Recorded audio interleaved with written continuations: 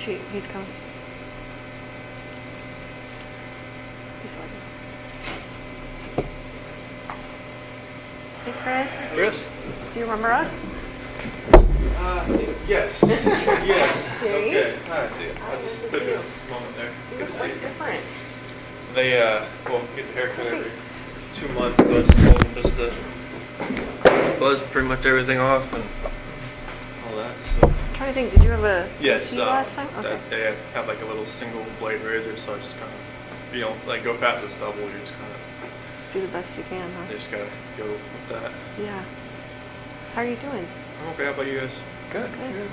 I did not expect to see this, that's for sure. Surprised. Yes. Well, let me put some fears aside. We're not here for what you might think we might be here for. Well, no, they didn't know what that's a computer room. I was like, I didn't know how a computer room. Without computers. Exactly. So you remember, I talked to you, Tammy talked to you, Dave talked to you. We're all from Colorado. And so the last time we talked to you, it's a different situation, right? Our investigation was open and your case was open. That's completely different now. So your case is completely closed. Nothing about what we're going to talk about today has anything to do with an open investigation. So we're not here to get more charges on you or get any statements from you that are going to jam you up anymore, right? That's all done. So all of our cases are closed and the court case is closed. So there's nothing that we're going to talk about today that's going to get you in any type of more trouble at all. And so I wanted to make sure you knew that's not why we're here. Okay. But why we are here. So the three of us work from 3 different agencies, right? Quite a bit different. CBI, FBI, and Frederick PD. Different goals. And the things that happened with you kind of all brought us together. And as the months have passed on since everything happened, we just keep in touch with each other and we keep talking to each other. And we've all separately kind of said, did Chris seem unique to you? Me and Tammy have talked about this, Dave and I have talked about this. Did Chris's situation seem different to you? And we keep having that conversation. We can't quite put our finger on it, right? We think that your life leading up to all of the things that happened were very interesting to us. And for me personally, I don't know if you remember, but one of the last things you told me was, hey, Graham, I'm sorry that I started lying to you. And that stuck with me for the last couple months. It's been ringing in my head, right? I've never, ever worked a case like this where someone told me that, ever. And so as I walked away, I thought, Chris is different. Chris is a little bit unique in that regard. So in talking with Tammy and talking with Dave, I said, what did you feel like when it all went down? When we were there, when we were talking to you guys, and we all kind of, in our own different way and in our own different wording, said it all happened a bit too quick for us, right? So when we saw you last, we were talking and talking and talking about your family, about your parents, about everyone. And then the next thing you know, for me and Tammy and for Dave, all of a sudden some patrol officers came in and arrested you. And that was far quicker than we had hoped it would happen. And you understand why that happened, and we understand why that happened. But it left us with 1,000 questions that we didn't get to ask. And then even more importantly, I think it probably left you with 1,000 things that you didn't get to talk about with us. I don't know if you feel that way or not, but and so that's why we're here today. We wanted to kind of talk to you a little bit more about everything. I think there's a lot of things that you didn't get to talk about, and so that's why we're here. And it sticks with me that to this day, there's not one person that's told me, I saw it coming. I knew Chris was like that. I knew it. Not one person. So it's interesting to me, right? Not one. So we want to talk a little bit about that. Some of the people that we work with, your family, Shanann's family, have said, if you get to talk to Chris, would you tell him some things for me? So we have that to talk about today, and it's good. I think you'll like it. I think it will give you some closure. And so really that's why we're here. Are you available to talk to us? Yeah, definitely. Okay. All right. So off the bat, if you have any questions, just tell us. Okay. If there's something that you don't want to talk about, that's okay. We might press you a little bit. Okay. We might say, well, do you mind if we just maybe then ask one question? If something makes you uncomfortable, just tell us. If we need to take any bathroom breaks, we can take bathroom breaks. For anything like that. And we'll take bathroom breaks and water breaks ourselves too. So then, is there anything about your schedule today that makes it that you can't talk to us? No, there was like a pass for this and the AM and the PM. Okay. They reserved the room the whole day, Oh, just okay. in case. That's just what they do. Okay, I didn't know if that was like two separate things or something. I think you have to go back for lunch to get counted for or something. Oh. Accounted for. Yeah, I think 11:30. Lunch is like 11, but they count for like 12:15. So in general, how is it here? It's a lot different in Colorado. Is it? It's Good or bad? It's better, I think, because it's here. I'm actually around other people. In Colorado, it was just like I was segregated, and it was like pounding on the walls all night, screaming, and just telling me from other people. Oh, Really? they're just telling me like how I should kill myself and like what they're gonna do to me and just like all that kind of stuff. So it was today. This is a lot different because people here don't seem to. It's not like they don't care, but it's just kind of like they don't like judge you as soon as you walk in. Colorado was like they knew why I was there and that was it. They were just like if they had 1 second alone with me, it would have been Really? they would Gee, man. Must be out then. out of like what kind of jail. I don't know what it was like in DOC there, but they had to lock down the jail for me to walk down the hallway. Wow. It will? So they had to make sure you were completely separated from anyone else. Jeez. Wow. Like I didn't see anybody else there. Like I was in the cell next to somebody, but like I never saw them. You just hear them. How did they know who you were? I don't know. I just they make phone calls in there too. Oh, okay. And they got the newspaper in there before I got in there. So Yeah. How was? Have you been able to talk with family oh members? yeah, definitely. Like Yeah. we get from 6 p.m. to 7:30. That's our on my unit's timeout. So we get to use the phone at that point in time. Really? Mm-hmm. And do they charge you for it, or? Oh, it's just like it's like Securus or something. Okay. And how do you make money to pay for that? They put money on the phone. Oh. So if I call, like, if I was like to dial somebody's number, they'd have to have like a phone account set up. Oh, Otherwise, I it just says restricted. And then so who you call pays for it? Yes. Oh, okay. You've been able to talk to like family members and parents and all Yeah, that? my mom and dad, my sister. Okay. Good. Is that a good thing? That's a good thing. Definitely. Good, man. Yeah, if they don't hear from me, they're like, "Oh, what's wrong? What's going on?" Oh, good. Yeah. And how was it with them? And so far, so good. Yeah. Yeah. It was hard to hear your parents at sentencing. Mm-hmm. Yeah. I didn't know what they were gonna say. Mm-hmm. So Yeah. And so, yeah, I really appreciated what they said. I don't know about you. I definitely it was. I didn't expect them to be there. I knew they were there on the 6th, on November 6th, but I didn't expect them to fly back, and they wanted to fly back for that. So. Yeah. And then what your mom said. Mm-hmm. Definitely. Yeah. Good. Well, so we have 1,000 questions. I'm sure you do too. Do you care if we start, or do you have any questions for us? Go ahead. We'll start. All right.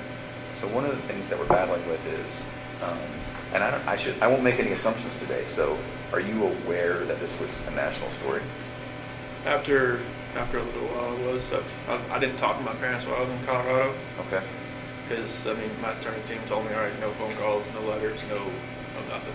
Okay. So like I made one phone call when I was in the segregation area there, but my dad thought it was like somebody like a news. Oh. Somebody trying to call. Oh. So he didn't answer? Yeah, so he didn't answer. But other than that, Okay. I didn't talk to anybody. But from what some of the deputies were saying, that or my attorney team coming in and said, this is like they've got people from Australia, England, and all kinds of people trying to figure out what's going on. So. Did they send you any of the letters, like fan mail or anything? Well. I got letters, but I couldn't keep them. Okay. With me, so like I could read them like on my hour out, but it's like I got a bunch of just letters that had no return address and stuff that was just not very good letters. Yeah. So Okay. They came from a weird perspective, didn't they? From what we have heard. definitely, there was one person I guess from Broomfield that was like writing like 4 times a week trying to come visit me, and then there was just a lot of people like writing that was like we drew markers saying, like you're a monster, or all kinds of crazy stuff. All right. Well, we're going to talk about some hard issues today, but I don't intend to take you to a dark place today. Okay. I hope that when we're done, you'll feel better. I hope it'll be therapeutic. We're going to talk about, obviously, what happened with your family, and so that's going to be hard to talk about. I appreciate anything you can tell me about it. If you need to take time out, if you need to get a tissue, that's fine, right? I think it'll be very good for you. It'll be good for us. And so one of the reasons I asked about that national attention is we were aware that you were getting a lot of letters, a lot of interest, and then us personally as law enforcement, we got so many people who claim to have known you, claim to have been with you, dated you, slept with you, and 99 times out of 100 they were just crazy people, right? And so maybe that's a good place to start. Had you heard about any of that? John, well, she told me about some dude from Wyoming. Yeah. Trent? Yeah, that guy. That blew my mind. I was like, who the hell is this guy? And who told you about that? Attorney John Walsh. Oh, okay. Yeah. Do you mind if we talk about him? Yes. Graham and I interviewed him. You had to? Yes. A waste of our lives. Yes. So Trent, in summary, Trent came in and said, met you online on a dating app, had a few, casual but quick sexual encounters with you. And let me be very clear. Not only are we not here to jam you up today, we're also not here to judge you. And if there is anything like that, you can imagine we've heard way worse, way different, So if it's true, I hope that you can just casually say, yeah, I mean, this happened. It wasn't as bad as he said, but maybe this happened. So his story was met online, met you, and it was a time when you were experimenting with maybe men. And so he said he met a couple times, met his friends, went to an apartment, had a couple of meetings in a parking lot, and then that was basically it. Does any of that sound familiar? Okay. No, I never met the guy. Okay. All right. Yeah, he talked about being in your truck with your girls, like the whole 9 yards. So. Okay. No. All right. I've never even been to Wyoming, let alone Okay. driven up there to see somebody. Yeah. And so this is maybe a weird question for you. Do you have any gay experience? No. Okay. Any interest? No. Okay. Never had a time experimented, wondered? No. Okay. Is it possible that he found you instead of you finding him? From what John told me, just found me on like a WhatsApp. Yeah. I don't even have that app. Okay. Never. I mean, you had my phone, so I Okay. mean, you could probably saw what app I had. But I've never even heard of the app. But Okay. apparently, like he told me, like I met him through like a rehab center or something. Is that what he said? No, that was another guy. Oh, okay. Yeah. Yeah. It was totally. I had no idea. So did you see a picture of him on the news or anything? John showed me a picture of him. Okay. He was like, "Oh, this guy." I'm like, John was kind of, making fun. Like, you know him? Sure. Okay. I'm like, no. So you saw it and you were like, no way. Yeah, I was just Big like- lips. Did you see his giant Yeah, lips? I was just like, I have no clue who this guy is. And he's somewhat memorable. I mean, Yeah. If you met him or talked to him or got to know him, you might remember. He was kind of meek, Yeah. but also a little bit flamboyant. Mm-hmm. Yeah, he did not fake lips, but injections. Uh-huh. He was very into skincare and makeup. And he mentioned that one of the times, just as a gift, you got him some skincare products. Mm-hmm. Does any of that sound familiar? No. Okay. You can imagine all the stuff we're dealing with. Okay, so that's one. Mm-hmm. Trent Bolds. There was another gal that you were dealing with. Amanda McMahon. Have you ever heard that name? No. John showed me a picture of her. Okay. Oh, you did see a picture of her too? Yeah, he had like. Yeah, that's the same. Truth Yeah, side. it's, Does that look familiar? that's the same picture he showed me on the Okay. MSO one time. I was looking, I was like, who's that? He's like, oh, you don't know her either? Yeah. I was like, no. Yeah. He said it was like a Chick-fil-A parking lot rendezvous or something. Right. And that's just not true. That's what she's No. claiming. Okay. Only went to one Chick-fil-A in Colorado. That was the one in Broomfield, Highway 7. Okay. That was it. Okay. Do you feel comfortable enough today to tell us if there were other people? Yeah, it was just Nicole. Okay. Guess. And that was it? Yeah, that was Okay. it. As these people have come out, for the most part, we've not given their stories much credit. They're just crazy people who want attention. And so, but when that does happen, it does make us think, there may have been others. And so Nicole was the only one? That was the only one. Was there ever like a one-night stand with someone else just out of the blue and one and done? No. Okay. All right. Do you mind if we talk a little bit more about Nicole?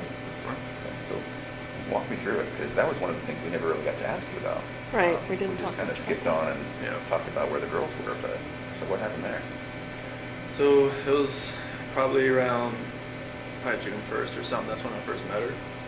And it was just like a work conversation. She messed with the gas meters that, we were out in the field. And I was messing up, and then, I took it to her like, hey, what's going on with this? Like, how do I fix it? And, after that, we just ran into each other a few times in the office, and I think it was probably the fourth time meeting. She had asked me, because like when we were talking back and forth, I would say, like we moved here from Colorado or from North Carolina and stuff like that, and then she's like, "What's all this weed stuff become?" Like, I took out my phone and showed her a picture, like my girl's on the phone. It's like, "Oh, okay." She's like, "So you're like, yeah." Like, I didn't wear a ring at work because like I sent it off so I get refitted after I lost all that weight. So, but You lost so much weight that your fingers lost weight? yeah, it was literally like I was out in the snow one time. I went like that, and my ring went off on the rocks. So I was just like, I was panicking trying to find out, like, I can't wear this anymore. But so after that, she left me alone for a couple days, and she texted me outside in the field. And then after that, we just kept texting back and forth, and it was just, just like, like she used to work in a little rig out in North Dakota, I think.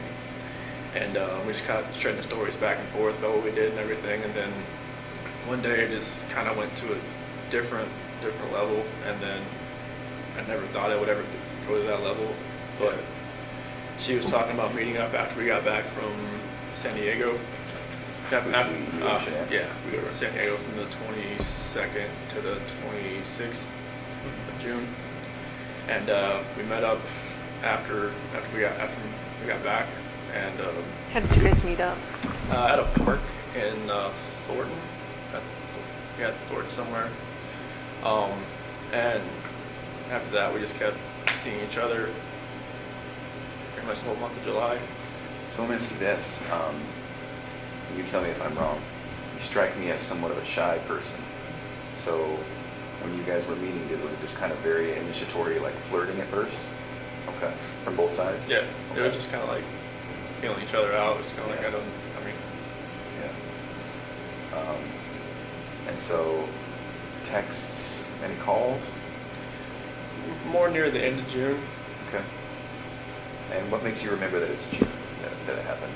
because we called each other before I left to go to San Diego. Oh, okay. All right. At first, did you think something might happen? I just thought it was just flirting. I didn't think it was actually like something that would actually happen. Yeah. Well, it's totally natural, right? I mean, everyone kind of flirts at work, right? Because the relationship between men and women is different. So if you're working with a girl at work, it's just kind of natural to flirt. I get it. I wish I was just out in the field more instead of out in the office those that month. But that's what happened. Yeah. I can kind of see it in your eyes. That's kind of where the path started, isn't it? Yeah, I mean, if I was like, because when I went from like a rover to a field coordinator, like I would spend more time in the morning time in the office trying to get everything like situated where we're going to go and everything like that. And, if I was a rover, I'd be more out in the field, and instead of like coming to the office like for more than an hour. Right. It just gave me more time to run into her, pretty much. Yeah. Okay. What did she know about you? Did she know you were married at first? She did once I showed her the pictures Yeah. on my phone. Yeah. On the, like the home screen picture and everything. So was your wife in that picture, or was it just your girls? It was just my girls right there, but my wife was the lock screen. Oh. So she knew I was married with my kids. Okay. Are you aware that she said she didn't know you were married? What That's did you fine. think about that? I figured it was like, just trying to save face, trying to, just trying to, something my sister said, it was like, just trying to keep things together. Yeah. Or just trying to, she phrased it a different way, but just kind of like, just like ground control, just trying to control everything that's going on around her, because I'm sure she got bombarded by all kind of different sides from the media and everything. So. And Have you friends. talked to her at all? No. No. I'm No. hoping she hasn't written me in a different alias or something. No, I'm not talking to her that way. Oh. And are you not allowed to talk to her? I would hope not. Okay. No one told you that then? No, I mean, I would expect I thought like in Colorado it said like on a DOC list that if you're on a victim list you can't call anybody. Oh, right. But here I'm not sure if that's the same. But I've just talked to my sister, my parents, some friends of my parents. Okay. Do you wish you could talk to her? Maybe once just to Get some closure? say like, hey, just once. Yeah. Just to say, hey, like, I'm sorry this all happened. I'm sorry. I'm not sure, like, what happened, like, afterwards, like, what you went through, like, if you had, like, counseling, if you're, like, different state, if you had to leave everything behind. I just wanted to let you know I'm sorry, and that's not something I ever saw in my life happening or happening to somebody else either. Would you be alright if we told her that? That's fine. Do you want us to? Do you want us not to? And if she would want to even talk to you guys, then I'm not sure if someone contacted her, but I'm sure she'd answer your phone call more than an attorney phone call that she didn't want to call. Answer. Yeah. Oh, so your attorney tried to call her and she wouldn't answer? Yeah. Yeah, because I remember her phone number, but after that they figured out, I guess, where she lived. They left a business card there. And she just, pretty much after like the 5th attempt, she said, stop coming around. Oh. Yeah. Yeah. I'm sure she's getting bombarded like everyone else, so. And hopefully it's calmed down since, but I'm sure, like, I just hope she can, I'm not, there's like normalcy for her, not since she's on the outside, but I'm hoping it can get that way at some point. I'm not sure if she had to leave Colorado or not, but I'm sure, like, that would have been hard if she did. Mm-hmm. I know Anadarko was her dream job, so that's one thing I always, like, asked my attorneys is, like, did she have to leave? Like, did she have to do anything at work? Because that was one thing, so she always told me that was her dream job, so. Mm-hmm. Oh, really? Yeah. What does she mean? Like an oil company in Anadarko is like, I mean, unless you're working for like BP or like ConocoPhillips or something. Oh, I see what you're saying. Anadarko's like, It's like big leagues. yeah. Okay. Can I ask kind of a tough question? Did you love her? I felt like it was true. Yeah. I think so too. I think it was the same from her. Yeah. Okay.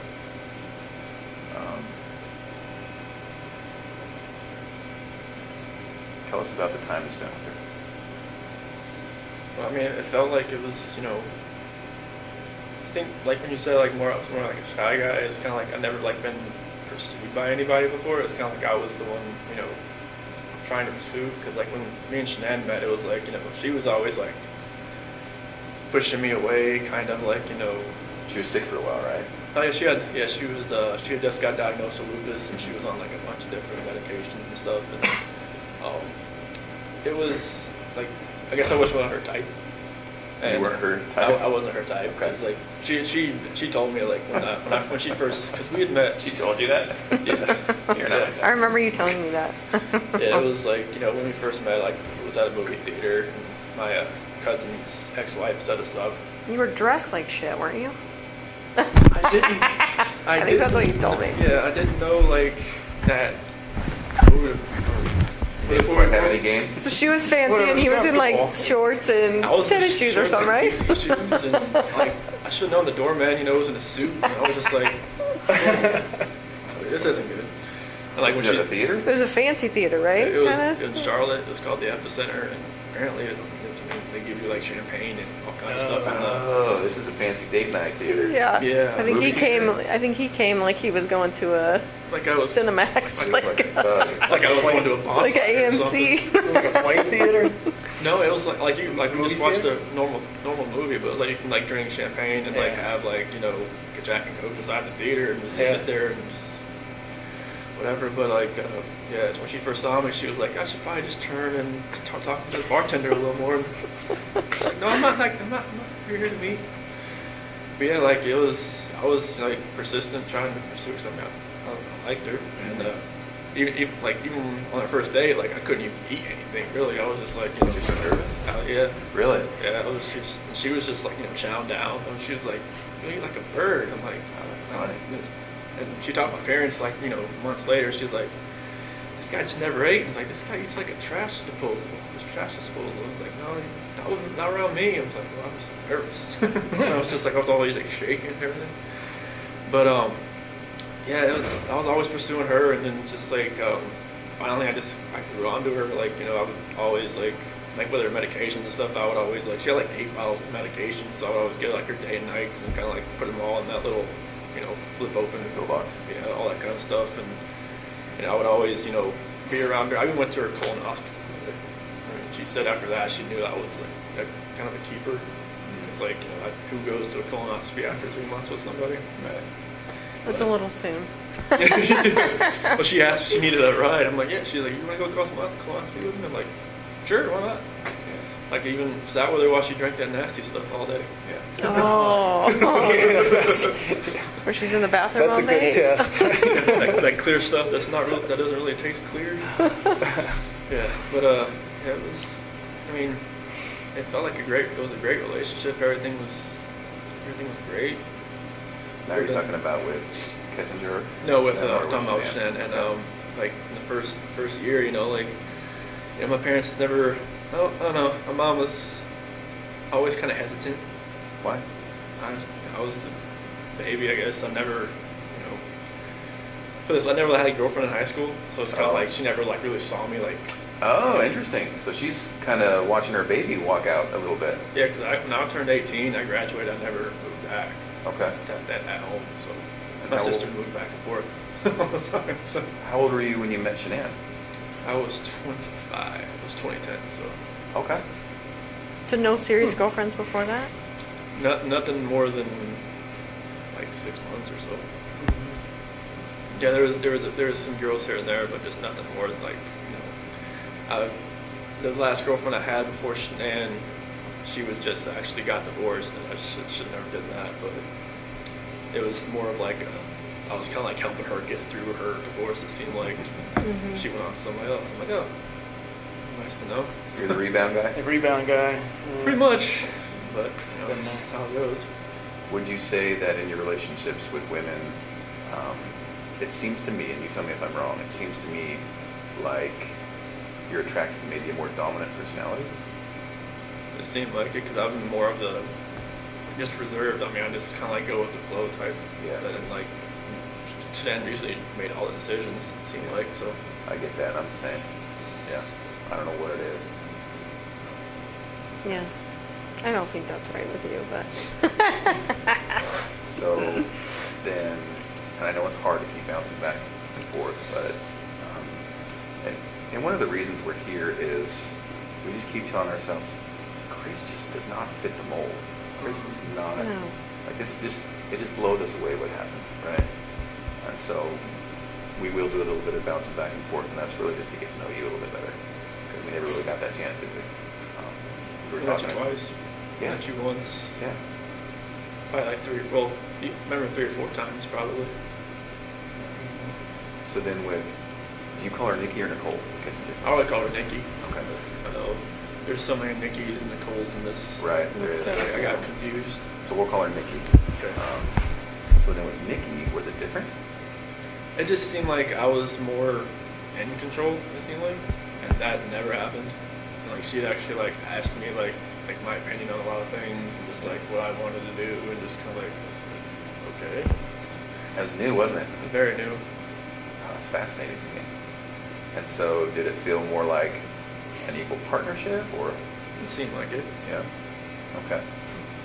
So then when it was date night, would you guys talk about it? Would you ask to go somewhere, or would she say, I want to go somewhere? Was it too family? The first time we went out, it was to a movie over at the Orchard, off the 144th over there, and I asked her like, "Hey, you want to go see this movie?" And like, she's like, "Yeah." I'm like, "Okay, cool." And we got there, it was sold out, and normally we'd probably just have just wait 2 hours, like just go home, but now she just wanted to walk around and just talk. I'm like, okay.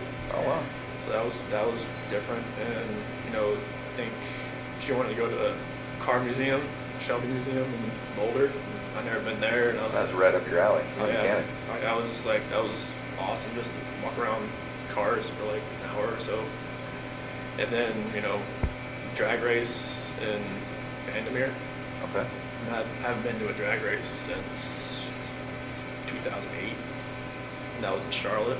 Okay. It was like that was the only drag strip over there. And it's like the NHRA, the Top Fuel, and fun car stuff. Like me and my dad used to grow up, and just go there like all the time. And then went to camping in Sand Dunes National Park, and I'd never been camping. I always wanted to do it. Thought it was she'd done it like countless times. Oh, really? Okay. So, She's outdoorsy? yes. Okay. Yeah, I guess every time like she needed to clear her head, she'd just go by herself, just go somewhere. Oh. Yeah. So she's a completely new type of person and relationship. Yeah. Okay. All right.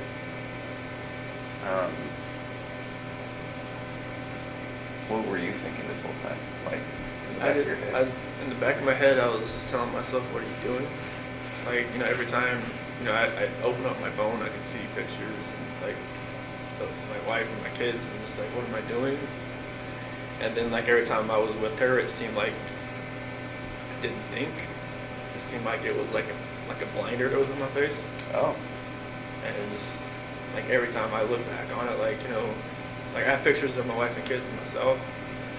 And, like, every night, or every morning, every night, I just, talk to them, say, like I have, like, this book I used to read for CC. And I remember that book, so I read that to them, like, every night. And, like, there's some scripture and stuff that I read to them, so I just try to think back, like, I wish this never happened. And just like, I wish that blinder wasn't on my head, wasn't in my eyes, that would have seen what was going on. Like, I was having, like, everybody said, oh, you're just out there having fun while your kids, or kids and wife are on vacation. I'm just like, no, it wasn't like that, but it seemed like that's what it looked like when you're going, when you're going to camping, you're going to drag race, going all this other stuff that you have fun doing, but you're with somebody else. It's not your family. It just didn't seem right. With her, it just didn't seem like I could even see that anymore. Yeah. And I was there at her house pretty much every night, so it was like I didn't have that time at home just to really think about anything. Because literally, I didn't. Like, I was only at home from, like, when I got home from work. I worked out, I ate dinner, and then I went over to her house. Like, I never slept in my house in, like, the whole month of July. Now, talk me through that, though. When you said you went home and then you were at her house, was that while Chanel was gone? Oh, okay. So you weren't even at your house. No. This all happened so quickly, didn't it? It was insane quickly.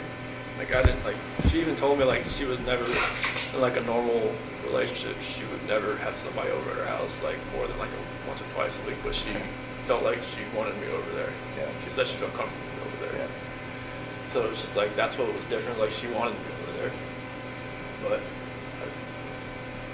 I just wish that all that would just go away. I just wish I'd almost like I know it's hard to, I know it's wrong to say I wish I'd never met somebody, but I wish I'd, maybe met her at work and then just kept it that way. I think if we had a time machine, I don't think this would happen again. Because some people, when this happens, you're like, well, if it wasn't this time, it would have been next time, or it would have been the next time. It just wouldn't have happened with you, would it? And it happened so quickly that, you tell me if I'm wrong, you're not the type of guy to take control sometimes when you need to. Yeah, it seems like that's just what happened. Yeah, I didn't take control of this situation. It just like the situation controlled me. Right, it just happened. No, I get that, man. I'm somewhat passive myself, and it's like, there's situations where I'm like, well, why did I let that keep going? Yeah, I don't know why. It was like a roller coaster ride that I just kept punching the ticket on, and I just never could get up. Yeah. Can we talk about the hardest subject? So when we were talking, the last time we talked, the last thing we talked about was where the girls were, but we never really got to talk about that night. So what happened? So nothing really happened that night. It was in the morning. Okay. It was, you know, me and Shanann, she got home like at 2 o'clock. And, you know, I felt her get into bed. And I just felt like I didn't feel it. I just made sure I looked at my phone at 2 o'clock and made sure she was okay, she's in there. And I could kind of feel her kind of stirring around a little bit. And I just had a feeling that she knew like what was going on. Because I mean, obviously, I didn't use like an NRCO gift card, you know, that I'd gotten. I used my actual credit card, and I kind of just felt like she knew what was going on, and she started rubbing her hand on me, and we ended up having sex. But I guess that was more like a test. Oh, I would have thought. interesting. Okay. Yeah, because when we talked, when I woke up later on in the morning, like, you know, I pretty much, you know, told her, like, you know, I didn't think it was going to work anymore. And she was like, what happened? What was last night? You know? Mm-hmm. So I figured that's what caused the test after I've gone through everything in my head. That makes sense. And she just told me, you know, like, to get off of her. And she was like, I knew there was somebody else. I knew there was somebody else. I knew there was somebody else. I couldn't I couldn't just say, yes, there is somebody else, but then she's like, you're never going to see the kids again. You're never going to see them again. Get off me. Don't hurt me. And then, Is that what you said? so I was good. Like when I climbed in bed, that was pretty much like on top, pretty much like straddling her kind of deal. Okay. And she thought I was going to like, you know, hurt her or her baby or something. So,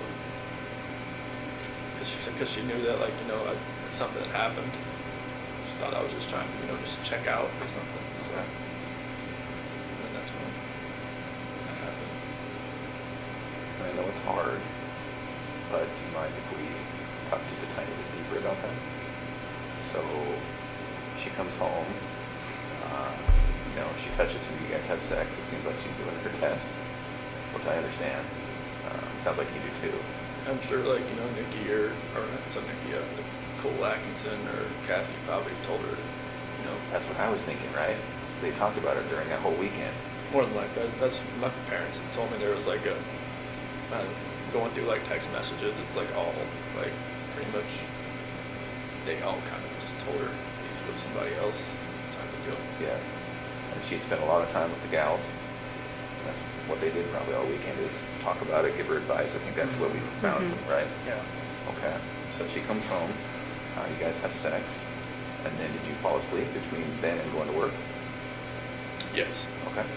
So then at some point, does she wake you up or is it you waking up for work? My alarm was. Oh, okay. And you're going to work out. Mhm. But then that's when she started wanted to talk more.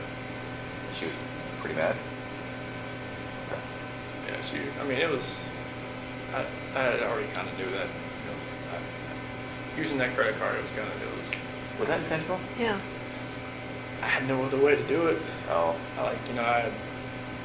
I used, like, because I got these Anarcho gift cards from, like, you know, doing good stuff at work and stuff like that, and I had to use them all. Oh.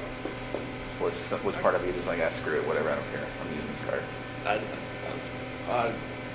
Part of me just wants to say, Nikki, can you pay for this? But I don't know. Yeah. Even, I think, from my attorney said she even noticed I used a different card, like a blue card. Oh.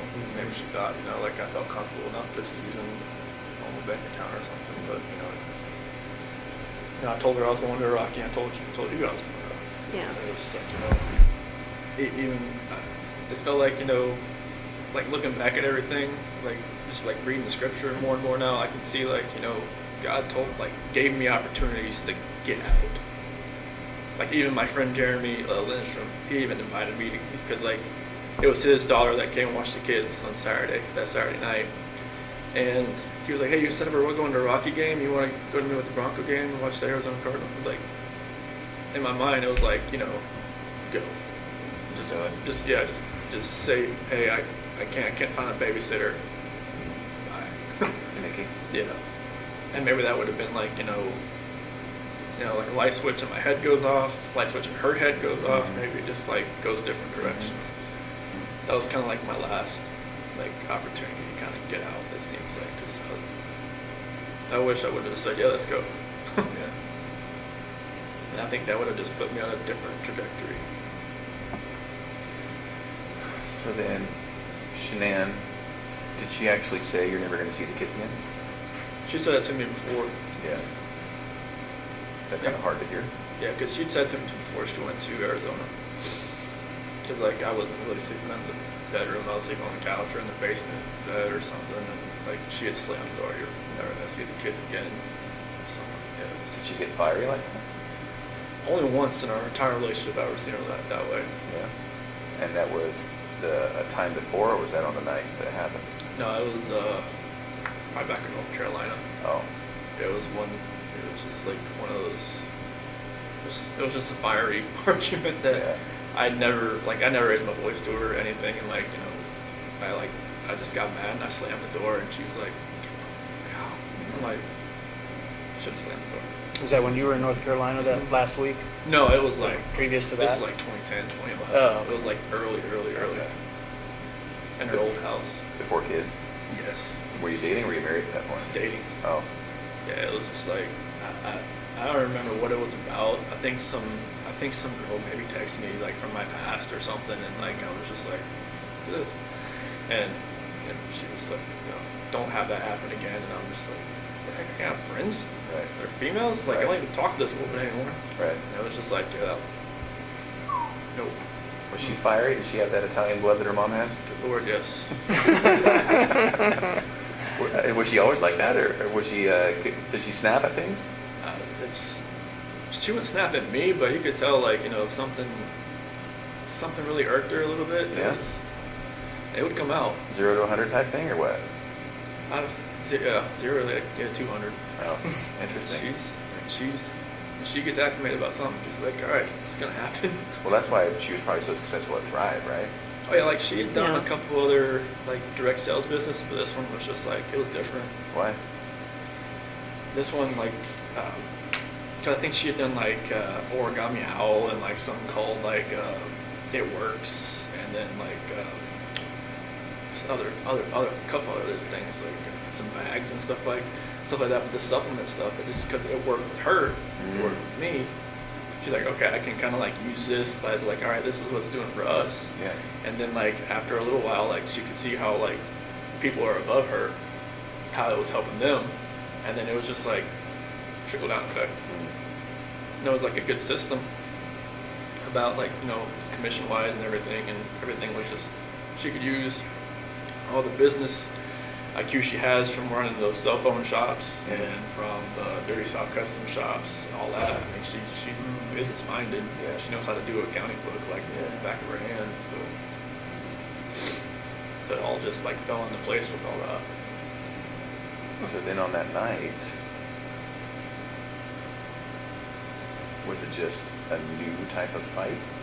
It was never had, or what? What happened? Yeah, it was a totally different type of fight. It was like, you know, it was just felt like, I don't know, it was more anger than anything else. Like there was emotion to it at first, and then it just felt like it was just anger. It was just like, you know, like there was no love there. It was kind of like what we were saying, what she was saying. It was just like, it's almost like we knew like something was combating at each other, and we didn't know, like it wasn't ourselves.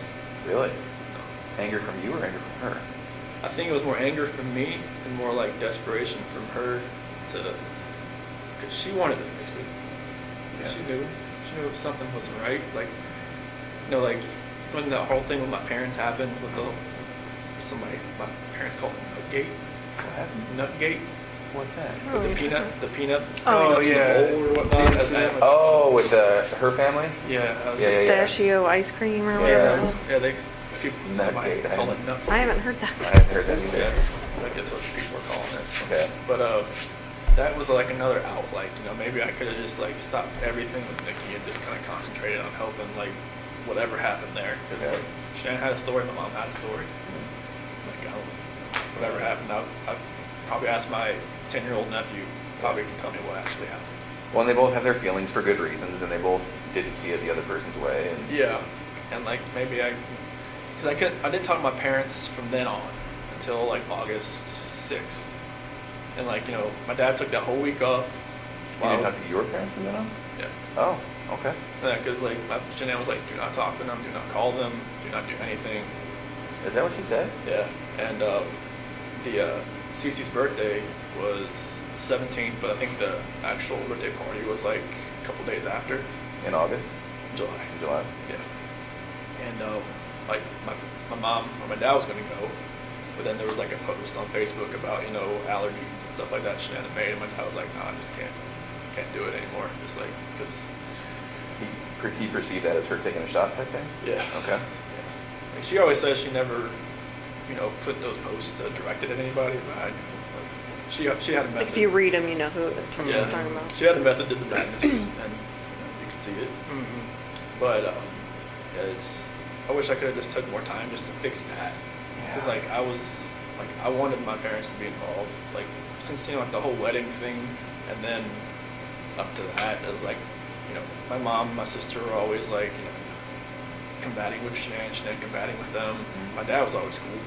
Like he's just like me. He's just like, you know, go with the flow. Like I just want everybody to get along type deal. Chicks, I man. loved your dad. Donnie's the best. Isn't he? I So- loved your dad. I'm sorry, keep going. That's cool. I just wish I could have, like, just when we were at the beach in August.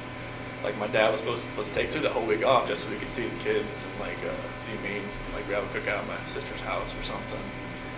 And then, but we just pretty much spent 5 days at the beach, and Shanann had like booked it so like, you know, I mean, I don't want to say like punishment for them not to see the kids, but like I wanted them to see it, see them. You know, just I wish I could have fixed all that.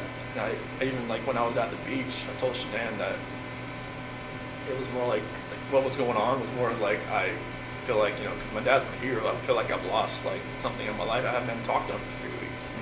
I haven't been to see the kids for 3 weeks, you know, on FaceTime or anything. And I wanted them to be able to have that relationship again. And she was pretty much gung ho, like she tried to kill my daughter by giving her pink. I was like, I don't think she gave it to her. And that was that her stance, is that your mom Put something in front of Cece. Like to kill her, or No, just like didn't care, like didn't pay attention. she thinks that allergies and like this state of age is like people think, oh, you'll be like it's fine. made up Like kind of yeah, thing. he'll be fine. He'll just have a rash. He'll be fine. I've seen Cece, you know, like the first time. Well, I've seen a picture of when he had a cashew the first time. It wasn't good. And then she had kiwi the second time, and then the same thing happened.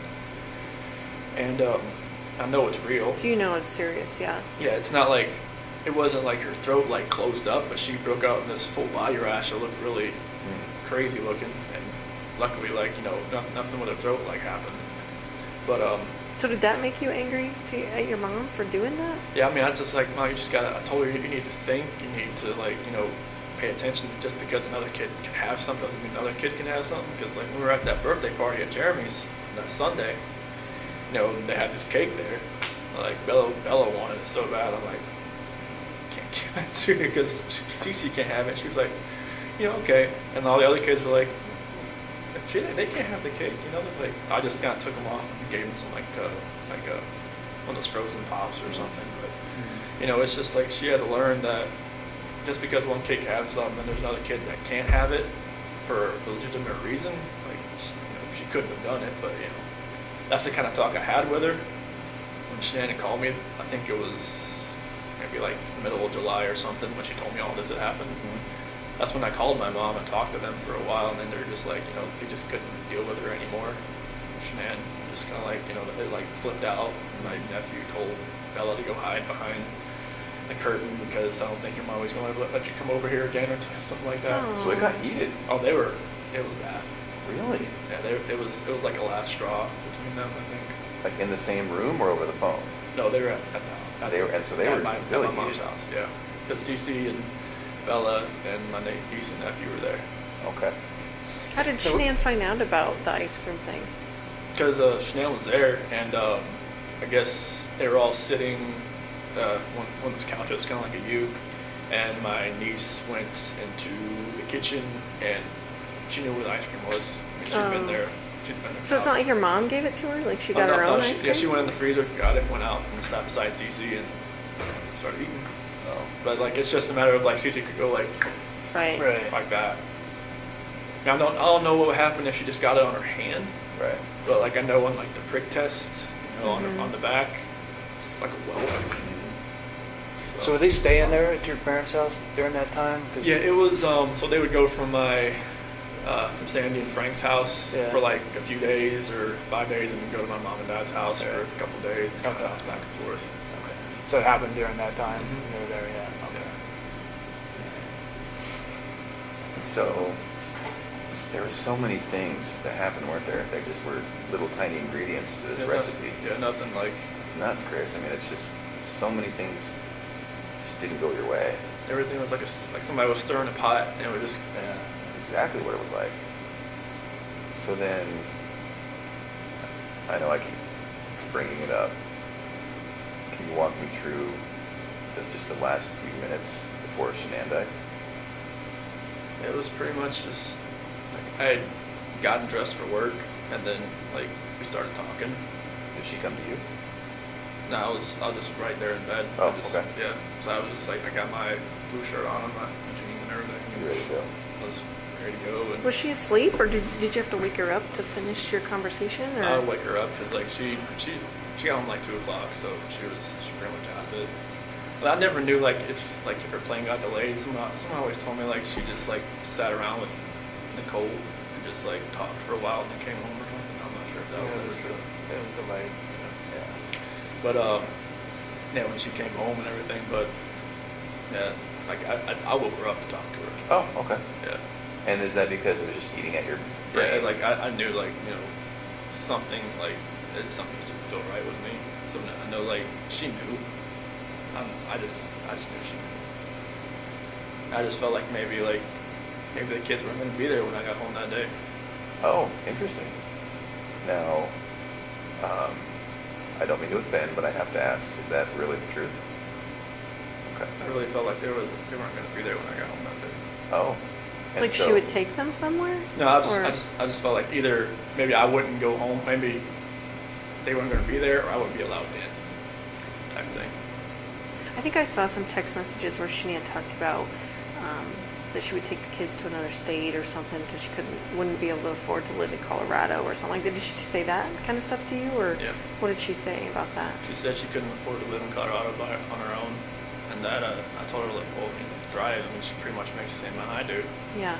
But she said she wouldn't want to try, just because Colorado just price of living there was a lot higher than North Carolina. And just so I'm clear, you thought maybe in your mind, you thought maybe she would take the kids somewhere else or like lock you out of the house or just like I wouldn't want to make a scene like trying like pound on the door trying to get in or anything like that. But like, I just felt like that was what I did on Sunday. It was kind of like or Saturday night was kind of like the last straw. Kind of like going out with somebody and using an actual bank account card and just like not trying to hide it at all. So walk me through it though, because she comes home, she touches you, you guys have sex, you fall asleep, then you wake up for work, all natural, all a normal day's work type thing. Yeah. What was it that made you think, I just can't do this anymore, I have to talk to her? It was eating away at me. Like I knew like something. I knew everything that I did. Like I know like when I was with Nikki, it was different. Like I wasn't even like in the realm of I'm a dad, I'm a husband type thing. Oh. And then like I was saying, when I'm never at home, like sleeping in my own bed, like I have no like concept of that anymore. Interesting. So in your mind and heart, you can move on. Like it kind of felt like if I wasn't at home, like I didn't think about it almost, because like if I wasn't sleeping on my own, like I think there was at one point like Nikki had gone to the mountains with her friends for like a few days, like into June, first part of July, and then like that part obviously it was at home, but like from that whole month of July on, it was like I was never at home. Like I never had all those reminders around me. I never had, like every time my wife would call me, I would be at Nikki's house. Oh, while she was in North Carolina? Yeah. Okay. And I would like, walk outside and talk to her, like when I was next to the car or something like that. But I would never be at home looking, like, have all these pictures around me, just being in the same bed, seeing my kids' beds, seeing everything that, that we built for the last 6 years. And so, did you just want to once and for all get it out in the open? I just wanted to just tell her how I was feeling at that point in time. Like, I didn't feel like me and her were compatible anymore. Yeah. Honestly, I didn't feel like that because what was going on with Nikki, it was new. It was new. Right, absolutely. Anything that's new always feels better than the old. Yes. And it You were makes think probably differently bitten by the love bug. Yeah, That's how a lot of therapists talk about it. Yeah. But it was just like, I never felt that. I mean, even like with new relationships in the past, like it always feels different. Like, the first couple weeks, and then, but it just, with someone Nikki felt different. I don't know what it was. Maybe it was just like you said, like, I was more in control, and like it was more of like maybe more of me coming out. Because Shanann always said, like, it always seemed I was more myself around other people, like, her cousin Cody, like, Cody lived or came up, visited us for a little bit while we were in Colorado for a little while, and Cody always talked about, like, how Chris is so funny, Chris is like, Shanann would always just like, why are you never like that with me? I'm just like, maybe I always felt nervous around you. There's only so much oxygen in the room, right? I say this to some people with dominant personalities. I just always felt nervous. I always felt like I was, I never could actually just, be myself. Right. Nikki, I was myself, like, all the time. It was just different. Well, and it seems as though, and again, hard to talk about, and you tell me if I'm wrong, but it also seems, is it accurate to say that sexually you were able to say, Nikki, this is what I would like, this is what I'm into, or blah, blah, blah, and maybe not with Shanann? No, Nikki just wanted, she wanted what she wanted. She wanted to do it pretty much all the time. I was just like, okay, that's fine with me. Okay. With Shanann, it was just like, hey. Sometimes it happened, sometimes it didn't. But that wasn't the case as far as that way. It wasn't just like sex or whatnot. But it was mainly, I was just want myself. I could just not think about what I was going to say or plan what I was going to say or not, say something stupid or something. But, right. A little bit of freedom. Can I ask you something about that morning that you had sex with Shanann? Did you feel at all like maybe you were kind of cheating on Nikki by doing that? I felt strange. I felt like, the first time I was with Nikki, I felt weird. First time, like, Sure. And then the last time I was with Shanann, I felt totally strange. I was just like, I didn't know who I was. I didn't know who I had become. I felt like I become people I see on TV, and that did not feel right with me. Like, I didn't know what had happened to me. Mm-hmm. So Nikki even asked me, like, have you done this before? Have you go straight away? I'm like, I've never even thought about it. It's like, what's different? It's like, I guess it's just you that's different, because I just never actually, like, I've seen girls smile at me before, never done anything about it. With her, it was just like, it's like she had a leash on me and she tugged me away. As soon as she walked, I'm like, what the heck, what's going on? So. Well, and Tammy brings up a very good point. I wonder if that last time with Shanann having sex had somewhat of a role in you thinking, like a trigger? I got to do something, I got to say something, we got to have a talk, something's got to change. Is that accurate? Yeah, I felt like it was like maybe like a trigger point or something, like you hit the push button on a bomb and it just blows up. Right. Just something in my head was just like something, something was irking. Just like I had to say something. Okay. So then, exactly what did you say and what happened?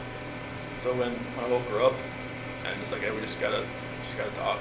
Okay. And just like I told her, I don't feel compatible. I don't feel like this is gonna work. I just, I don't want to. Like, can we cancel the trip to Aspen? She had booked a trip that week to go to some like mystery 4-star luxury hotel or something. Just the two of you or the whole family? Just me and her. Okay. And she had Amanda Thayer couldn't watch the kids that weekend or something. Okay. And I was just like, can we cancel that? Can we like do something? Like, from what I remember, I even said, can we move to Brighton just to get away from like this house? Oh. But like, I'm not sure if that was like in the beginning or the end of part of the conversation or whatnot. that conversation went so many different ways. Like they'd gone from like staying together to not staying together to just like all the above. Okay. So this is half an hour, or what? Definitely not more than half an hour. I don't think. Okay. I don't think. Are you crying? Is she crying? It's back and forth. It's like, you know, she's got, you know, mascara. She didn't wash her face when she got home. So she had makeup on still, so mascara was running all over her and stuff like that. And yeah, it was nothing about that conversation. I just wish I could take all of it back. Just to be, just the whole Nikki thing back, everything. But So then when did it turn? as far as that conversation, just at the end when I was telling her, like, I told her I didn't love her anymore. That's when it happened. What happened? She told me to get off her, and then I put my hands on her. Okay. Did you say she said something like that you were hurting the baby or something? That was before that, because like when I was straddling her, it was kind of like around her waist type deal. Why did you get on her like that? I just when we got on the bed, that's just where I got on. Is that so she would listen to you? I felt like she could probably listen to me just laying beside her, but I got on top of her. And every time I think about it, I'm just like, did I know I was going to do that before I got on top of her? I don't know. Really? That's an interesting thought, Chris. Mm-hmm. You don't know if you knew. Just like everything that happened that morning, I don't know, like I try to go back in my head, I'm just like, I didn't want to do this, but I did it. And everything just kind of like... Felt like you had to? It just felt like it was... I don't even want to say it felt like I had to. It just felt like there was already something in my mind that was implanted that I was going to do it, and I woke up that morning, it was going to happen, and I had no control of it. You never thought about it before? It was just like, I don't want... Like when... Like you said, like in the sentencing hearing, that prosecutor said it takes 2 to 4 minutes for something like that to happen. Like why couldn't I just let go? I didn't. Oh, that's interesting. Why couldn't I just let Was go? it feeling like it was in motion and you just couldn't stop it? Yeah, it was just like, I don't even want to know what she saw when she looked back at me, honestly. Did you look at her? What was she doing? She wasn't fighting. Why do you think she wasn't fighting? I don't know, maybe she was praying, maybe she was just... Now I read the Bible, it said, you know, like, where the scripture says, don't forgive these people for they do not know what they do. Mm-hmm. Maybe she was saying that. I don't know what she was saying in her head, but she, you know, like when you guys told me, like, take off your shirt and check for defensive wounds, and like, you know, there wasn't going to be any. She didn't fight. I don't know why. Like she didn't grab? Could she grab your arms, or were her arms pinned down, or? Not that I remember. I don't think so. I mean, I don't think like I moved to where my knees were around her arms or anything. But it was just kind of like when I got on top of her, we started talking. That was it. It's kind of like in my head, or like in the back of my head, that was going to happen, and just like at the end of the conversation, it was just like, that's what happened. I just wish I could have let go. Did it seem like it was that long, 2 to 4 minutes? How long did it seem for you? Almost kind of felt like it was longer almost, because it felt like time was standing still. It's kind of like I just saw my life just disappearing before my eyes, but it just like I couldn't let go. It was like somebody else, like if you picture somebody else around you, holding your hands, holding you, keep you from not letting go.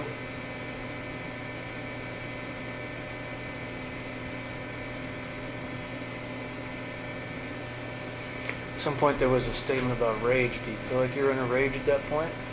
That's the only way I can describe it, honestly. Like a snap. I mean, I know.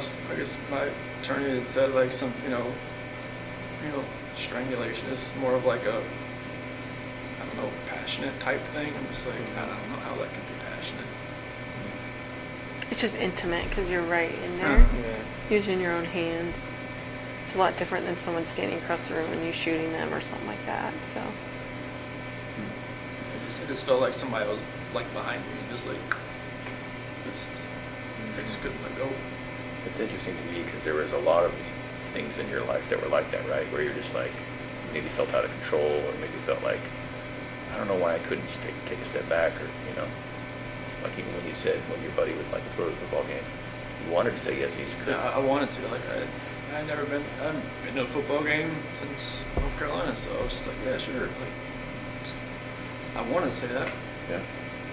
I wanted to just text him, hey, you know, babysitter fell through, can't, let's go. So, then what?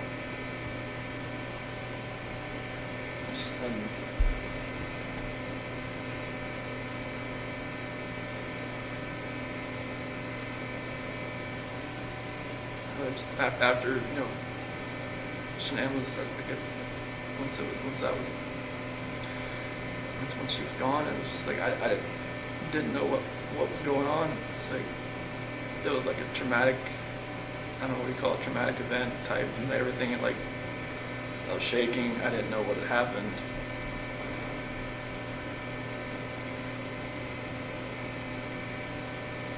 I didn't know what to do. I didn't know what I had done. I still wasn't in that right state of mind. I don't think like I was in control of what I could think or what I could do at that point in time. Like most people say, like, why don't you just call 911? When I was like, unless you're in that situation, you don't know what you would have done. Mm-hmm. It's easy to play Monday morning quarterback. Mm-hmm. I agree with that. Like you said, if somebody shoots somebody, you don't know what was going through their mind at that point in time. Mm-hmm. You don't know what you'd have done. So what happened next? Bella came in. Is that what happened? Bella came in. What she said? What's wrong? Did she hear something? Is that what she came? Obviously, I think. Okay. What'd you tell me? Somebody don't feel good. And then, did that happen with Bella right in that room? Not in front of her. What happened? She walked in as, she talking up. She was sleeping. Mm-hmm. Did you take her back to her room? I put Shanann in that sheet that you found in sight. Okay. And what? Carried her downstairs and backed my truck up. At that point, were the girls still there? Okay. So then Shanann's in the truck. Then you went back to the house. We got everybody back in the truck. Was Bella first or was Cece first? In the truck? Yeah, I'm sorry. So Shanann was first, and then Bella was next. Was Bella alive when you guys got in the truck? Oh, okay. What happened? I rolled back up. Okay.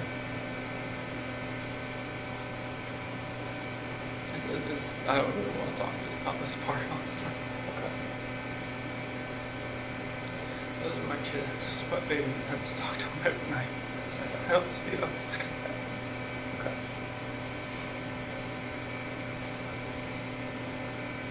Every time I see pictures of them, I don't know how this could have happened.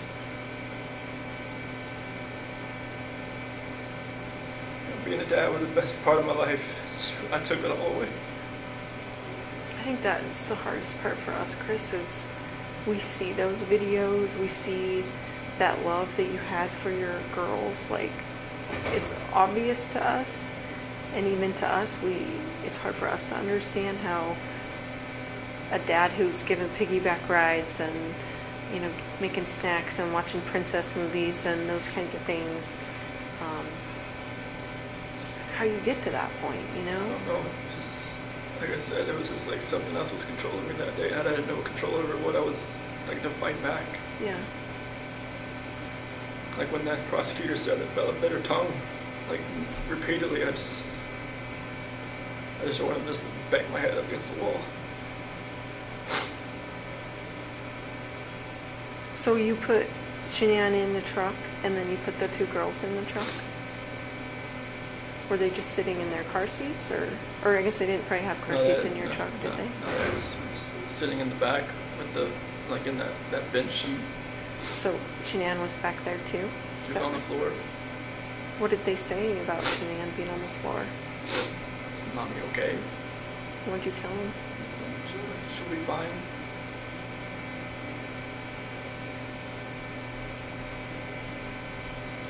Did you have their stuff with them, like their toys and their blankets and stuff? They had something with them that they carried. One of them, I think Cece and Bella had like a blanket or something with them, like a pink blanket. Or what about the dog? I think one of them had a dog, right? That talked, or dog. Yeah, Cece. Yeah, one of them had like a little barking dog. Was that with you too? Do you know? I think it was. Try to. It's hard to remember. Like if Yeah. they had like the big blanket, small blanket. So, I think I saw on the video that you put a gas can or something in the back of your truck. Is that right? Did you have different plans when you put that in there? I don't know what was going through my head. I felt like maybe I could just get rid of myself at the same time if I was doing all this, honestly. Yeah. Did you just think about that? What'd you think about that? I didn't feel like I deserved to live after what had happened.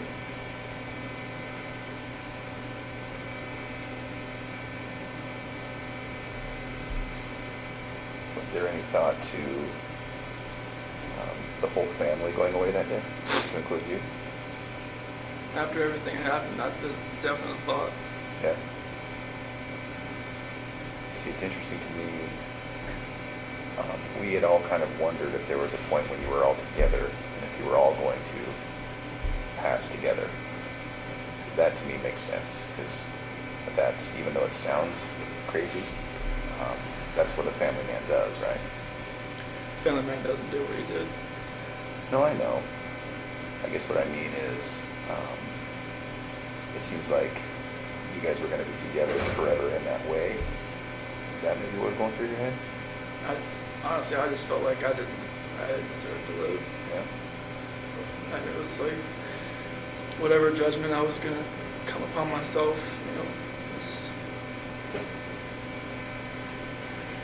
I just didn't deserve to be on this earth anymore. Mm-hmm. What happened?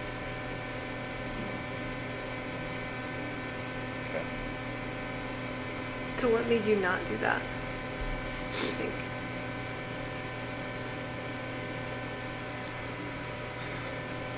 I don't know if it was just more of like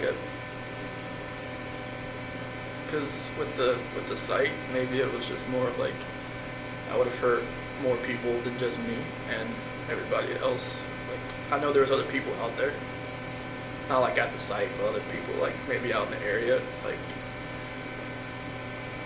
I didn't want something like on the site to catch fire and blow up, and then other people around would get hurt in the same. So you were thinking initially about starting a fire out there, or an explosion or something, or? Just no, not for that. Just like maybe I could just take care of myself, and that would have been good. How?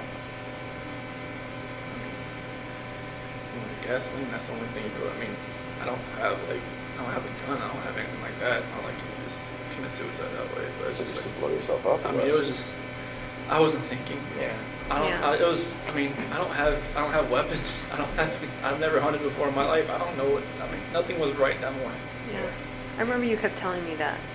You kept saying, I didn't know what I was doing, Tammy. I didn't know. Like, Yeah, when you asked me I about the remember- sheet, like, what were you doing? Like, I don't know what I was doing. Yeah. I think you were just like in automatic mode, or it seemed like. So did you drive straight out there? So what were you thinking on the way out there? It's kind of like what I was doing right now. I'm just like, nervous, shaking, not knowing, like, what's gonna happen. Yeah.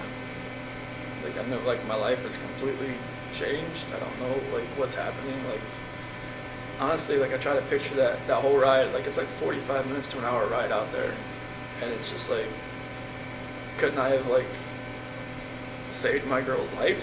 Couldn't I have done something? Why did I do that? I don't know. Right. Like this is my flesh and blood. This is like what I wanted all my life, was to be a dad, just to have, you know, kids, and they love me, they, you know, all that, and it just nothing made sense. Right. Like the oil tank, nothing made sense. I'm just like, what the doing? Mm-hmm. So what happened when you got out there? I took Shanann out just to a place off to the site, Mm-hmm. and then What were the girls doing when you were doing that? just sent them back to the truck.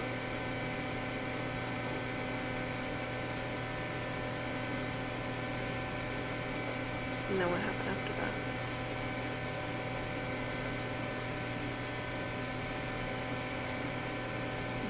CC was first.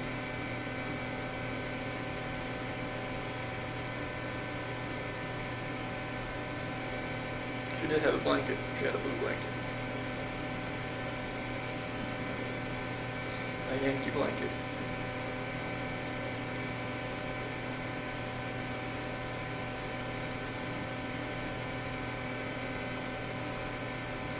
So was she alive when she went into the oil tank? No. I put the blanket over her head. And that's how she passed. Couldn't breathe. No. I put the blanket over her head. I didn't want to. No.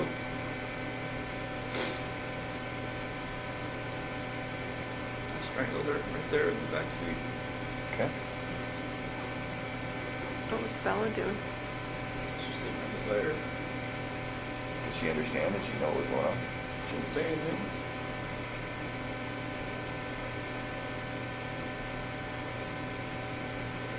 And then the same for Bella.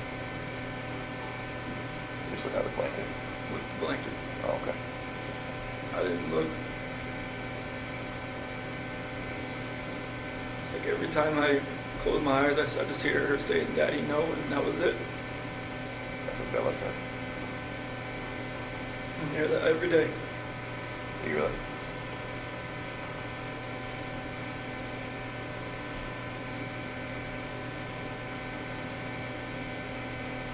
Sorry, man. You know, sorry doesn't take anything back that I did. I know. Is it possible that in your mind you didn't want them to suffer throughout their life? Was this like a mercy thing? I mean, you can say that like after the fact, but it was just like, I don't. You didn't feel like that during it? I just didn't. I felt like it was just like an anger with Shanann, with everything, that I was just taking it out on everybody that was in front of me that morning. Yeah.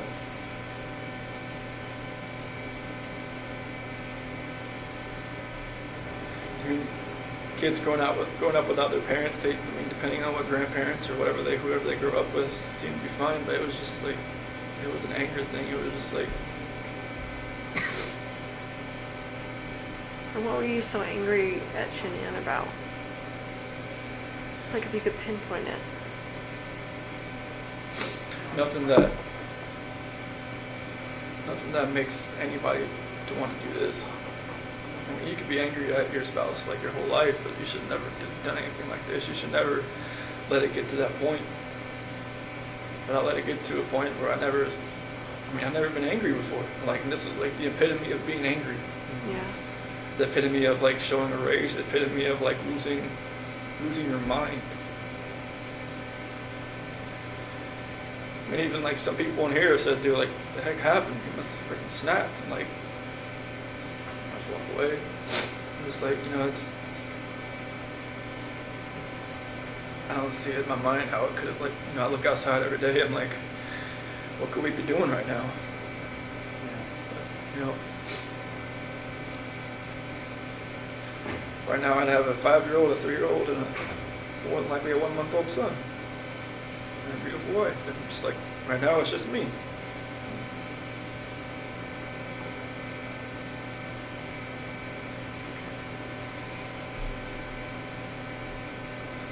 I watched that video of you finding out that Shanann was pregnant. You don't seem excited. You seem like kind of in shock. Scared. And yeah, like, oh fuck. Like, Well, it's it's already complicated and now this. Well, it's like when we had talked about it, like a couple weeks, it happened fast. Like with Bella, it was like we almost gave up trying, and then she bought me like a supercharger for my car.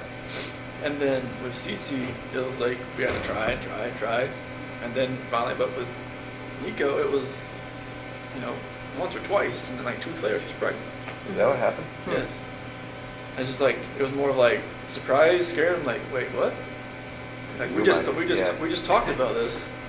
Like people have brought up the fact like, oh, she was probably pregnant before. Like you guys even talked about it. I'm just like, it's not no. But like it was insanely fast. I give it that. Like that's the only reason I ever gave that notion. Like even the moment of thought, because it was like faster than any other time that she'd gotten pregnant. You just didn't seem happy. Like, you know what I mean? Like, yeah, I don't remember the video much. I know she was wearing like a "Oops, we did it again" shirt, I think, and I was walking with my cooler or something. And I don't remember like my actual like reaction, like watching the video, but like I could see her probably see like didn't seem like he was jumping for joy type thing. yeah, it didn't seem like that. Did you watch the one of when I found out about Cece? Oh, okay. is it totally different? Yeah, it was. Yeah. Yeah, it was. Because Bella was in the crib and it had an eviction notice on the. Oh, yeah, I think you the told crib. me about it. Yeah, I never saw it though. Yeah, I picked up Bella and spun her around and whatnot. This time it was just me and Shanann, and she was in the kitchen. I don't know, like I don't forget what date it was. Maybe like June 3rd or 5th or 7th. I'm not sure like what date it was in the video, but maybe I already felt guilty about talking to Nikki at work. Yeah. Maybe that was going through my head. Is that the potential timing? Does that make sense? Okay.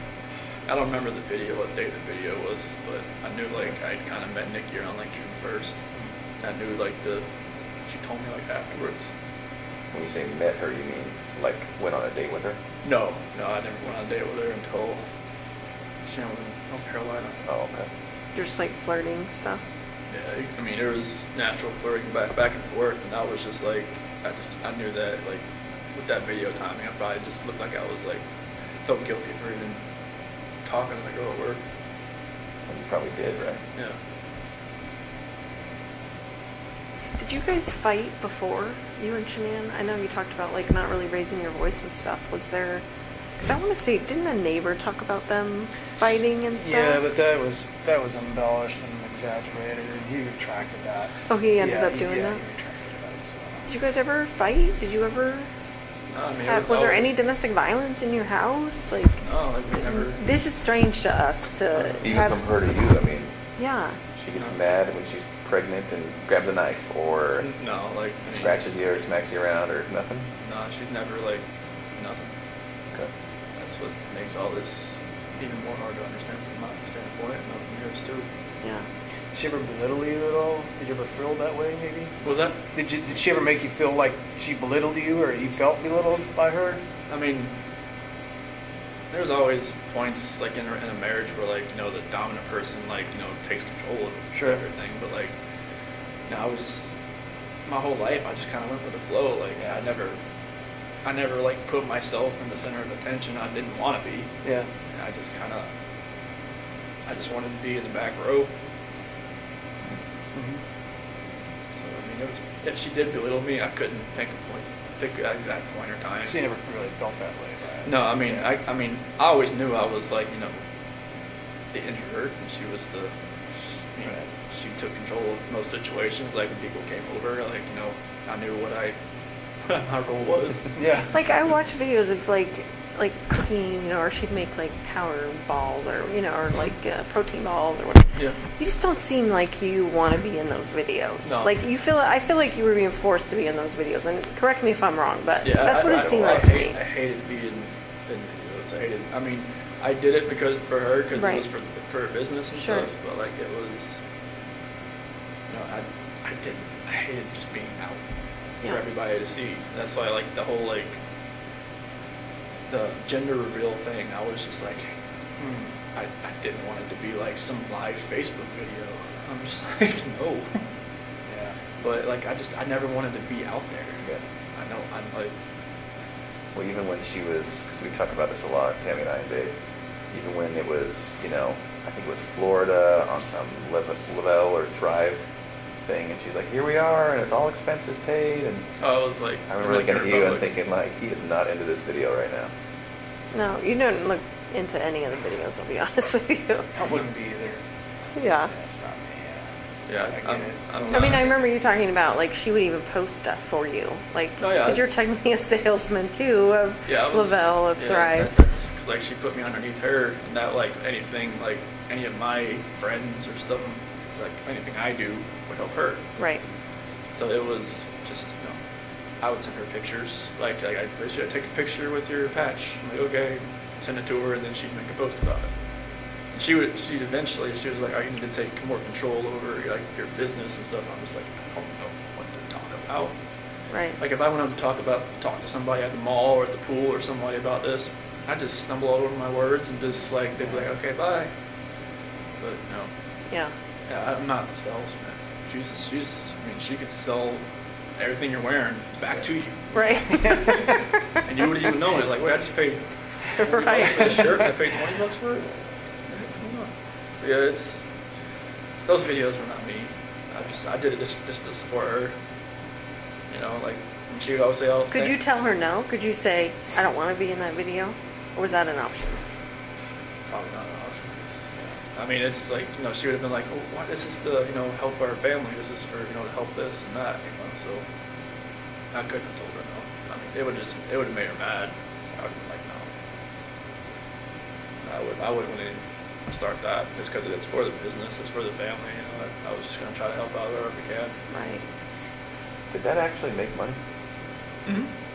So not only just more sales, but it actually put money in your guys' pocket? Mm-hmm. Okay. And she made probably in that last year, probably as much as I did. On commissions, basically? I mean, I know that's a simplified version of it, but... Yep. I mean, it's they don't take taxes out on it, so. Right. So that was like the good thing, and they paid for your car. Mm-hmm. So Did they give you an allowance or something to buy a car? yep, well, if Or lease it? if you're a certain level, like a 12K or above, they give you a car allowance once a month. I'm not sure how they made money. The owners doing that, but they did. Yeah. Unless there's just like an insane markup on the product, which I guess there is. Probably is, yeah. I'm not sure how much it costs for them to make it. Yeah. Did you feel like a different person wearing those patches? Especially like the Duo, the Burn. I mean, like the Apple Watches. Like if you look on it, like when it tells you you're exercising, it says I was exercising like all day because my heart rate was like up Oh. just from those patches. Was it full of caffeine or what? They just have something. They had something in them. I mean, the black label ones, the longer black ones, those had caffeine in them, but it never had that effect. I mean, the Duo Burn ones, the ones that are more of like the fat loss type, it felt like I was working out all day, even though I wasn't. Oh, were you tired? I mean, I know at some points, even Nikki said that, like, I'd fall asleep on the couch, on her couch while I was talking to her, and then like pick back up like I never knew I fell asleep, which I don't know if it was like an insomnia thing or what, but like I wasn't sleeping much. You had a lot going on then. Yeah, but that was the only patches I really felt like a real big difference on, just because it felt like I was working out all day. Mm-hmm. You don't feel like they changed your personality or anything like that, though? Or do you? I don't really know. I know I just felt different on those than any other patch. I felt like I could just go longer and longer each day. Mm-hmm. And I'm not sure like if that was probably a bad thing, because I don't think I was probably sleeping more than 3 hours a night. So would you stay when Shannon was gone, would you stay with Nikki and then go home for to get ready for work? Yeah, I just wake up at like 4:30 and go home and get ready for work and leave. And I just work out when I got back home. Mm-hmm. What were the conversations with Nikki as far as at some point you guys were talking about her helping you find an apartment? So what did you guys talk about as far as your future together? That didn't really happen until like I got back from the beach. So I told her like I lied to her like, hey, like I had talked to Shanann about getting a separation. And that talk hadn't happened yet. No, I mean it kind of like not. I mean, she knew something was going on at the beach. I mean, we weren't sleeping in the same room, and then she even mentioned the fact like, hey, Colorado's a 50-50 state or something like that. And which I was like, okay, well, I guess you looked it up. But that actual talk hadn't like actually happened. I was just like, I thought it was going to happen. Yeah. And so in conversations with Nikki, and I get it. I mean, you're telling her like the progress toward the divorce is a little bit more than it was. Mm-hmm. And then so what were you guys planning? So it was more of like she was going to help me find an apartment that was affordable. That's kind of just around like Brighton or maybe just close to work, like for Lupton or something around there. That's kind of like where my area was. Mm-hmm. Did you talk about moving in with her? She didn't want that. She didn't want that? Would you have done that if she would have been cool with that? I'd been a little too soon, I would have thought. It was just, we'd only been really seeing each other like almost like a month or just talking about 2 months. That would have been really... She called her house, like her apartment, like her, I don't know, like her, kind of like a shield or kind of like her, she had another word for it, but... Like her safe place? Yeah, like a safe place or something like that. And she didn't like, people like to invade it, but that's why she always let me come over, because she said she felt like that was fine, like her dog liked me and everything. Like she would say, hey, you just ship people along here type thing. I'm like, oh, okay. So you and Shanann, did you talk about selling the house? At what point did you? There was some discussion there with Ann Meadows. She had sent an email to Ann about like how we would go about like selling the house. Yeah. And I think Ann told her about Ann was always about getting pre-approved. Just like like if you're going to sell your house, get pre-approved for like another house, so it's like much faster. Yeah, so you can just quickly transition from one to the other. Okay. When did that happen? Remember? I think it was either right before we left. No, that had to have been like first week of August, somewhere around there. I think she may have contacted her. Okay. So the plan was maybe to buy a house. I think you told me in Brighton. You think about buying a house in Brighton. Yeah, just like she liked that Adams 12 school system or something. Yeah. So okay. I think that's what Brighton is. Adams. Yeah. What were you thinking about when you called the school that day, on Monday? I was freaking out. I didn't know, like I was thinking in my head, like what I just did, what I just done, and I didn't know, like it was stupid to do anything. To call the school, to call Ann, to call anybody. They were right to be, suspicious about anything. Like, 'cause I knew I probably sounded eccentric on the phone and out of sorts, and just I don't even know what they were thinking. They heard me. I think they thought it was weird, but I don't know how you would not sound weird, like you said. So are you 100% sure the girls were still around and alive when you drove out? Okay. So that's completely accurate. There's nothing else about that. They got in the truck. Okay. where did the blanket go? It's probably in the trash can or something, I think. In the trash? It wasn't like, it was still in my truck. Okay. We thought we saw some GPS where you had stopped by near construction roll-off dumpster. Is that true, or? I think that's like, I dumped my clothes in there. So that would have been on the way back to the house Yeah. in my neighborhood. Yeah. When Officer Kunab was there? Okay. Was it one of those red construction dumpsters? More than likely. Okay. Did you pack new clothes? How did that work? I already have some in there because, like, in case we have like a spill or something. Oh. Yeah. If you ever get crude oil on you, you don't. Yeah, I have like 2 pairs of boots, all kinds of different stuff in there, just because like just one time I had to clean up a spill and I had defrost on and I had like a headache for like 2 weeks because like the crude oil that comes, so I always have something in there. So where did you keep them after you took them off? Like, did you just change out there into your new other clothes? So like I dumped my clothes in that dumpster. But that wasn't that on the way back? When you were coming? Like, you'd already worked the whole day, Yeah. right? I worked No. I worked like till like 11 or so. 11. Yeah.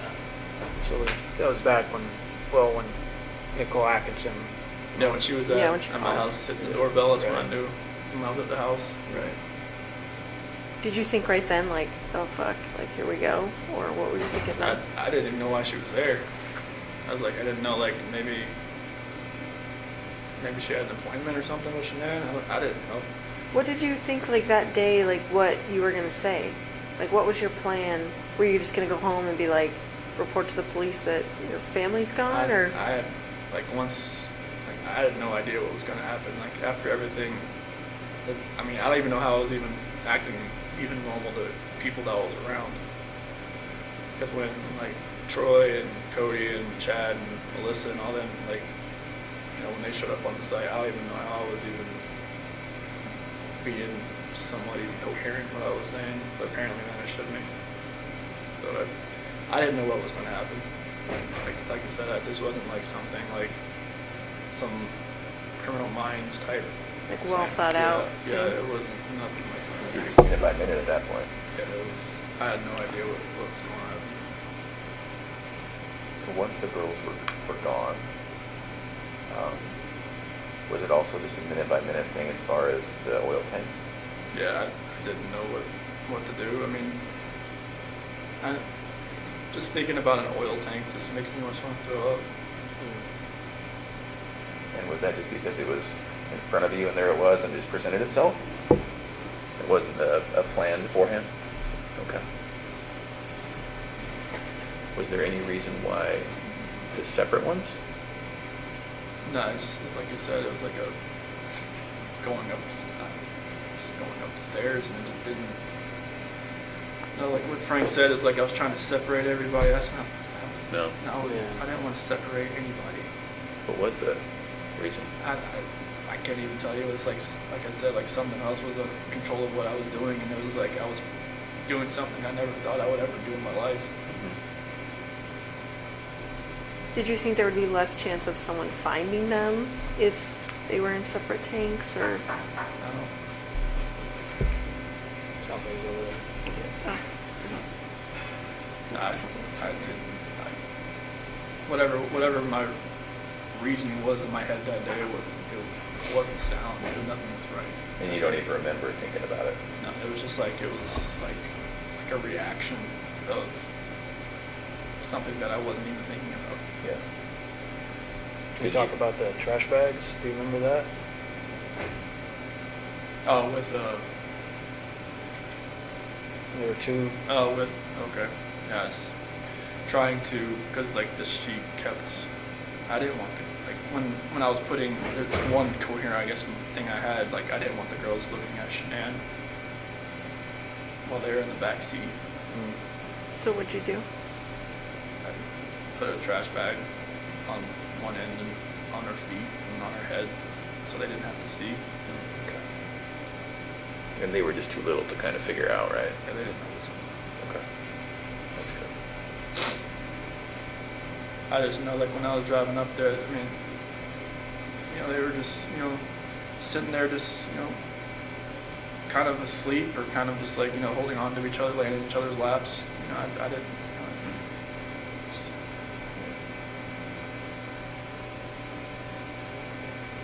Do you remember having any thoughts or thinking about why not just putting them all together with Shanann?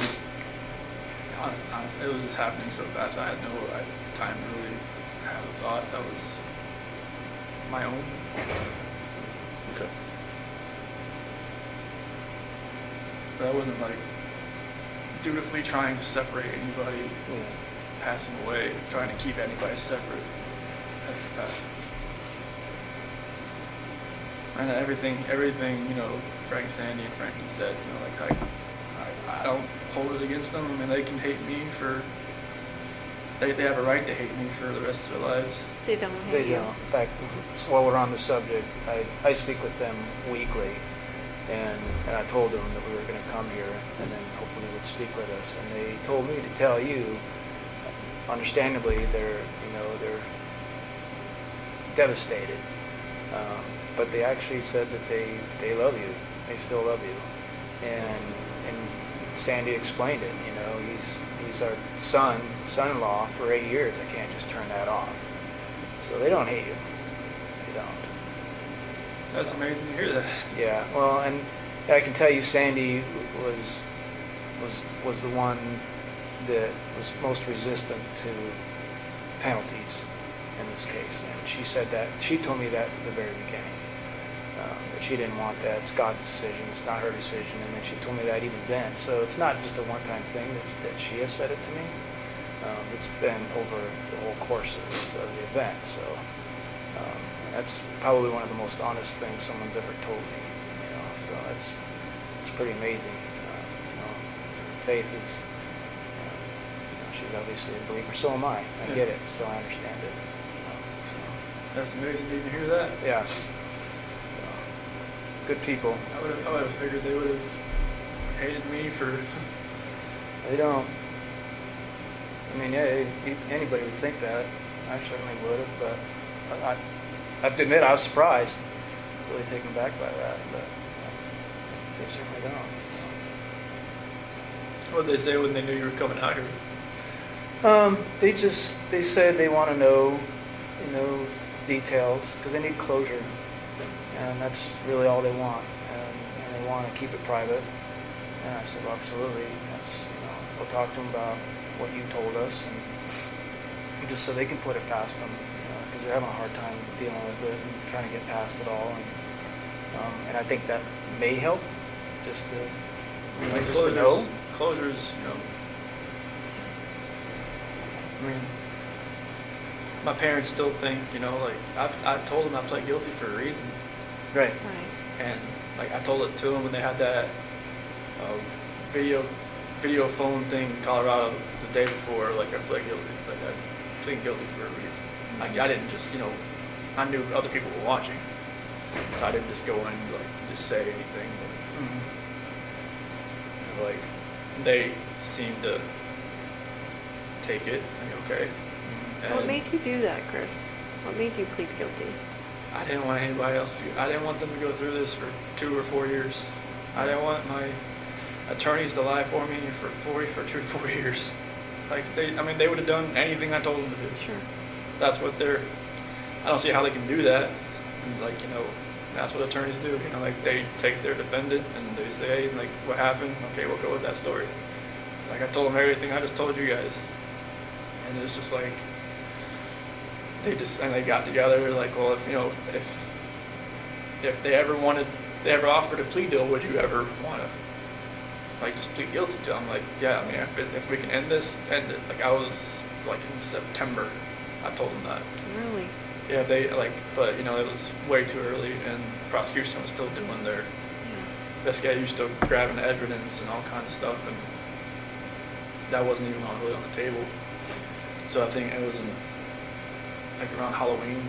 I think that's when the prosecution went to Frank and Sandy and Frankie's house, and it's talking like, if we can end this, would you be open to that? And that's when like the whole death penalty and everything, all that conversation happened. And I guess they were surprised that it would just be over. Yeah. And we were all in shock. I'm not gonna lie. Yeah, that was like. It's like we were going 100 miles an hour, and then we just hit a brick wall. Like, that's what it felt like to all of us. So, I mean, obviously you had more time to contemplate it than us. I told John and Kate and Sophia and everybody, Amy, hey, if we can just stop this, and like, I know it's, everybody's telling me to fight this, there's no, like, there's like, they're about saying there's like not enough evidence to such and this and that. And I'm just like, no, I'm just like, this needs to end. Like, I don't want people to have to, because for Frank and everybody to have to fly back to Colorado every single time and get reminded of this, like, I'm not sure, like, it's never going to go away, but to actually have to come and talk about it, have other people talk about it, have, you know, all three of you get on the witness stand and say, you know, what they saw, what they've seen, you know, what they heard on tapes and everything like that. It's just like, I don't want people to relive that over and over and over again for years. Like, if I could just end this for everybody, and then, like, if there's any closure at all, they could, you know, it could start then instead of like in 2022. Right. You know, like, you know, and everything just like, 'cause I know it'd only get worse for everybody. So did it have anything to do with you not having the death penalty? No, like, I mean, honestly, like, when I was sitting in that cell, I felt like I should have died. I mean, I was listening to everybody telling me, like, hey, if you do this and this, you can hang yourself in that cell. You could do this and that. They were like telling you stuff. Yeah, you could drown yourself in the toilet if you wanted to fill your toilet bowl up or something like that. It was, they've been there a bunch of times. And, like, you know, at one point I was listening to them. Mm-hmm. You know, I was just like, you know, I just felt like maybe there's a different purpose for me somewhere. You know, maybe it's here. I don't know. Like, I prayed to God every day that He would move me away from Colorado, like, move me away from, like, the DOC there, because I just knew, like, 'cause they were saying there was a hit on me. They said if I was going to a DOC in Colorado, like, I'd last a week and I'd be dead. Because of, like, the gangs and all that kind of stuff. So, like, I just felt like God moved me here for a reason, and I'll, you know, hopefully I can help people that way. But, like, I didn't want my family, I didn't want Shanann's family, all of our friends, like, you know, having to go through that, because after a while I knew it was like, this stuff was everywhere. And I knew, like, all her Thrive friends, everybody, that was just like, it would just broke, just put that hole in their heart just a little bit bigger every time. I didn't want that. I knew it would have gotten worse. I didn't want it to get any worse than it already was. Did you ever think about, well, you know, it could be very believable, what I told him, it could be very believable that Shanann did, you know, end the girls. And so maybe if I tried to convince people that, maybe if I fought with my attorneys on that, maybe I could lessen it somehow. Did you ever think about that? Honestly, I never even thought about the story until you guys mentioned it. Yeah. Yeah. Okay. I wondered. I never even thought about it until you guys mentioned it. And what did you think about it once it got mentioned? It's just like, I just went with it. I didn't, like, you know, I knew my dad was out there. I knew it was like, you know, I knew they would probably believe it because, you know, my mom and my sister just never really liked Shanann.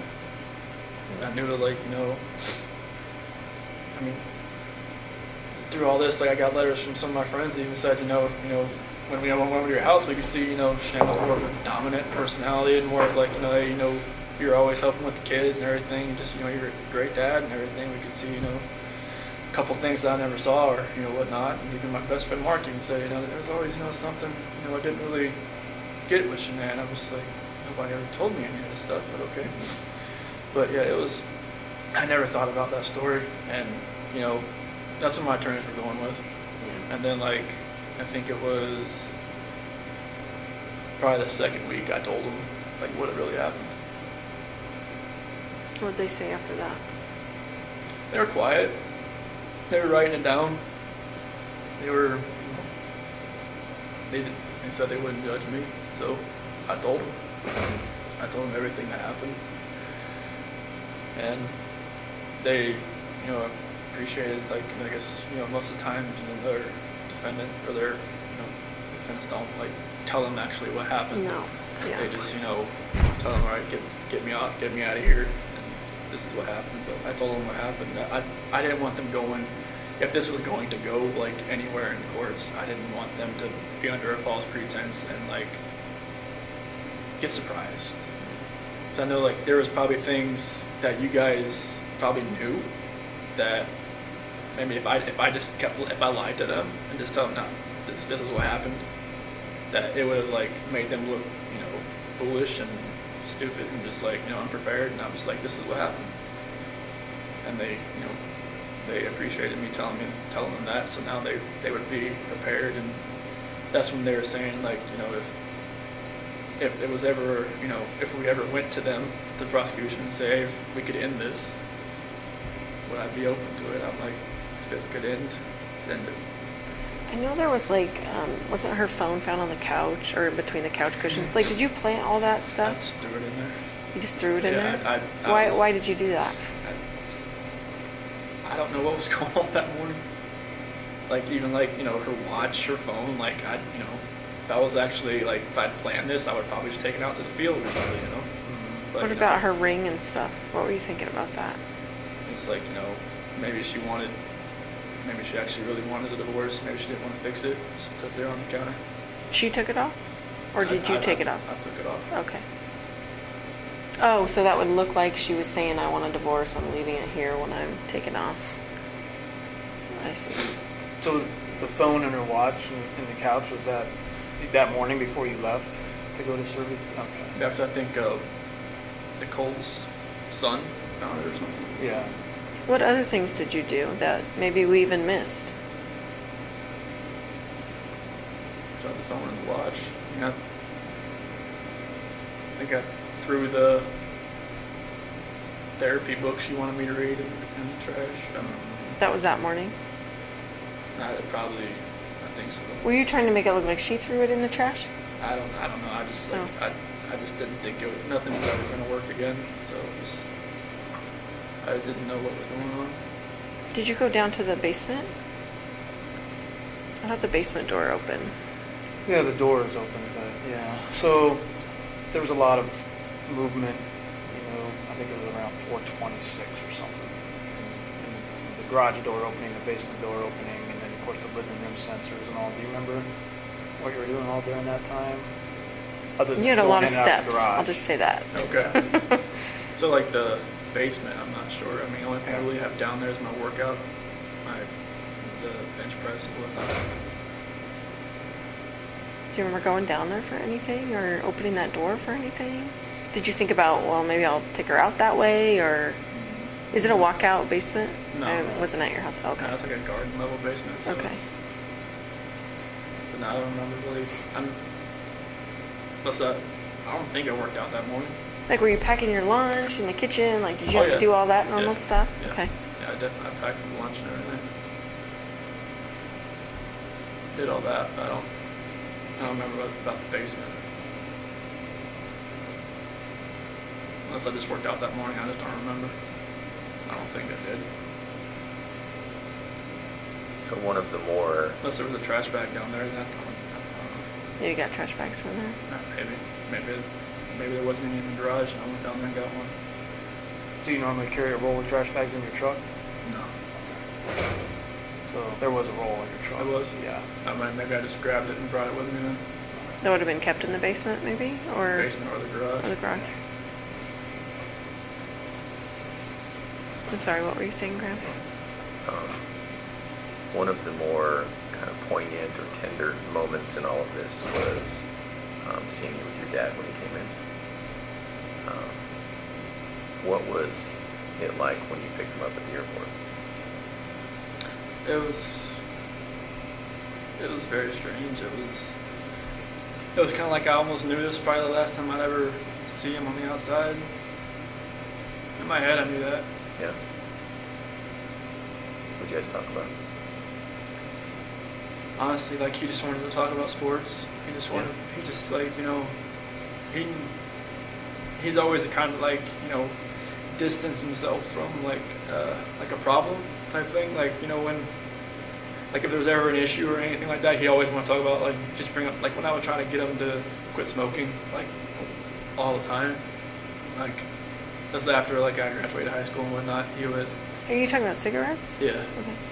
And he would always, like, just change stuff. He'd be like, oh, you know what happened in the race? Football or something. I mean, he just never wanted, like, he said, okay, yeah, I'll get to it. And he just, boom, something else. And, I just kind of felt like it was kind of like that, like he asked like a few questions, like, do you know where they're at? And do you think, think you know where they're at or anything like that. I just, told them no. And then like start talking about, just want to talk about sports and just like normal things. And just kind of, I'm not sure if he maybe knew anything, maybe he kind of figured out something maybe happened, just wanted to talk to me as his son. Is it possible he saw that you were in a stressful situation and wanted to do what he always did, make things comfortable? I think that was a good way to put it. I bet you picked up a lot of that from him.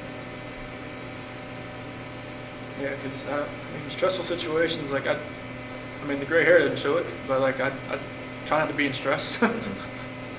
But it's like I worked on cars. There was a lot of stress because it's always it's on commission. You get paid what you do, not by showing up. So then Darko was a little less stressful because I got paid just to be there.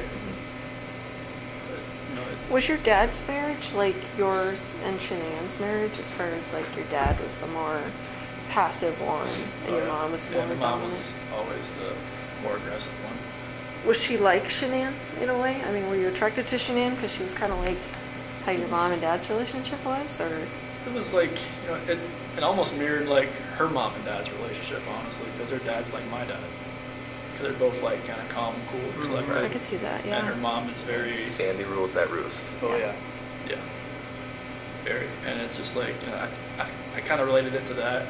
Because like, her mom always said like, she always told Shanann that she would marry somebody that was kind of like her dad.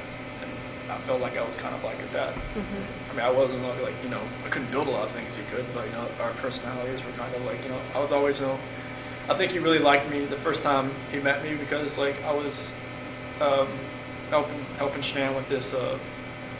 She had got this car from the dealership that she worked at, and she was driving around and it felt like the wheel was about to fall off.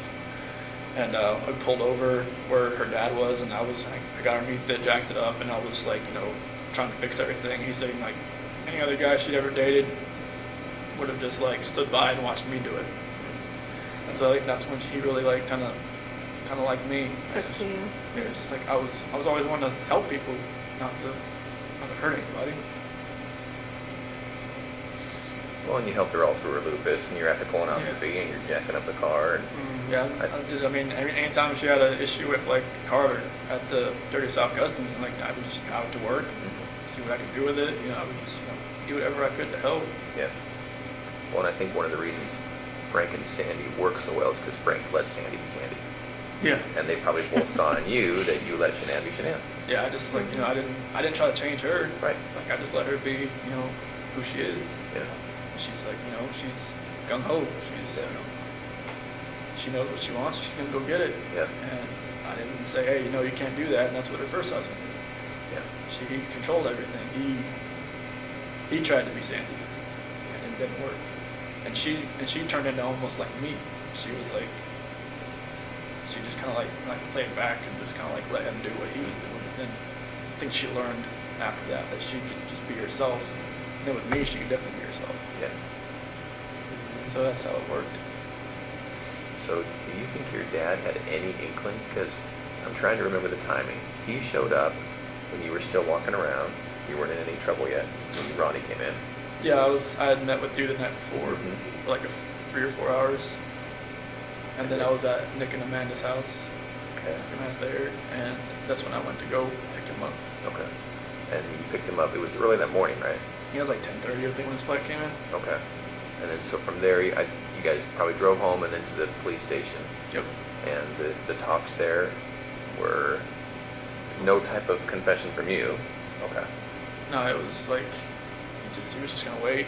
Okay. I told him like if you're hungry, there's like that barbecue joint down the street, Yeah. and like it's good. And just, he told me he never left. He didn't. I wasn't lying. Yeah. He was faithful. He was.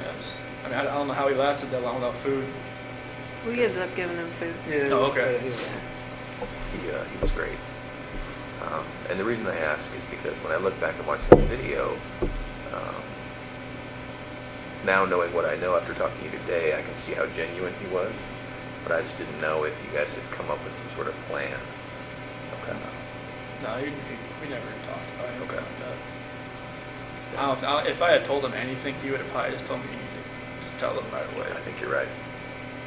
Like, he would have still loved me either way, but he would have told me, you need to tell them, Yeah. like, right now. Yeah. Like, you don't need, I mean, I didn't think I was going to be there for 14, or however long it was, like 10 hours, however long I was there that day. You were there a long time. Yeah, but it was, he would have told me just to say, just to tell you. Yeah. Did you know walking in there that you were going to tell us? Or did you think... I didn't, I mean, I knew there was a reason you brought me back in. I know, well, for the, What'd you think about the polygraph? that was horrible. Why do you I say don't- that? I don't know how you do that. Why do you say that? Because Tammy's a torturer. I'm not. No, like, I mean, Tell you, me. you answered, you asked me questions for like 3 or 4 hours beforehand, and then you do the polygraph, and it's like you just break down somebody's brain to where like Too it's like much or what? Too much. Jello, and it's just like I know it's you guys have a job and you have a plan, and that's you executed it. She's thorough, right? There's just No. there's Yeah. no way to get out of there without the truth. No, I mean I kind of knew like because right when he asked me about like Saturday night, when I told you about the Rocky, I was like, man, she was like going through her head. And I was like, why? Well, we did know, we found out about Nikki right before the polygraph. I figured that out after with meeting with John and everybody that Yeah. she had met with somebody from the CBI, Mm-hmm. like on the 14th or the 15th. I was just like, wait, they were talking. Oh, okay. So you already knew. So, but I mean, I didn't know how extensive it was, but yes, we knew. yeah, that. I mean, walking in there that day, just walking into that room, I knew I wasn't walking out. Yeah, Just the feeling I had walking in that room. yeah. Just seeing all, I mean, I don't remember if the polygraph stuff was already in there. I think it was. It but, was, yeah. But it was, I knew I just feel like sometimes when people, do the bad thing and they stay, like, some part of me thinks, well, I think they're here because they really want to tell us what happened. Because it's not normal that you want to keep all that in. Like, that just kills people on the inside. And I could tell it was killing you that day.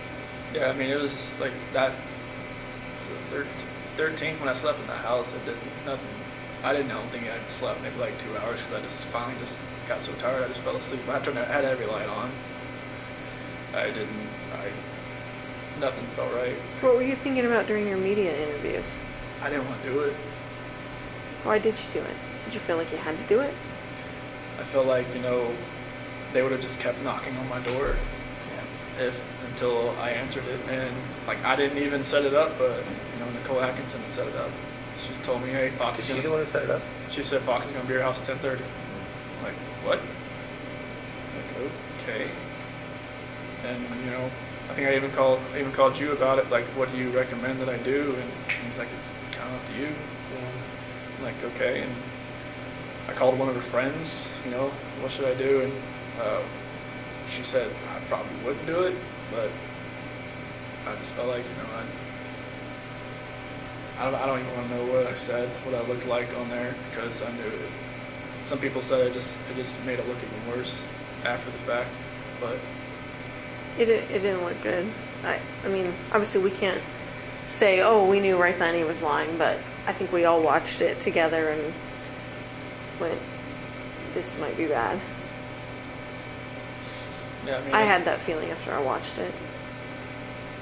So I could kind of see it in your face. it's like I was just lying to more and more people, and it was just like Do you have internet access here? no.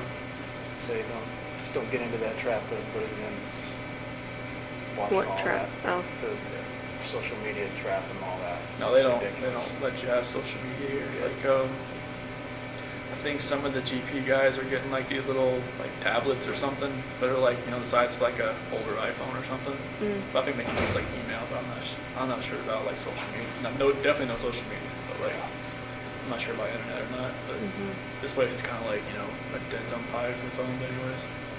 I would think. I don't know, we're getting service, which is weird. Yeah. I didn't think we would. Right here. Yeah, right in this room. Maybe this is kind of like a hub of Yeah. computers. Yeah, that's This true. is the spot. Yeah, computer room. You would hope they'd have some. Did you talk to Nikki afterwards? After all this happened? On the 13th and the 14th. What was that conversation like?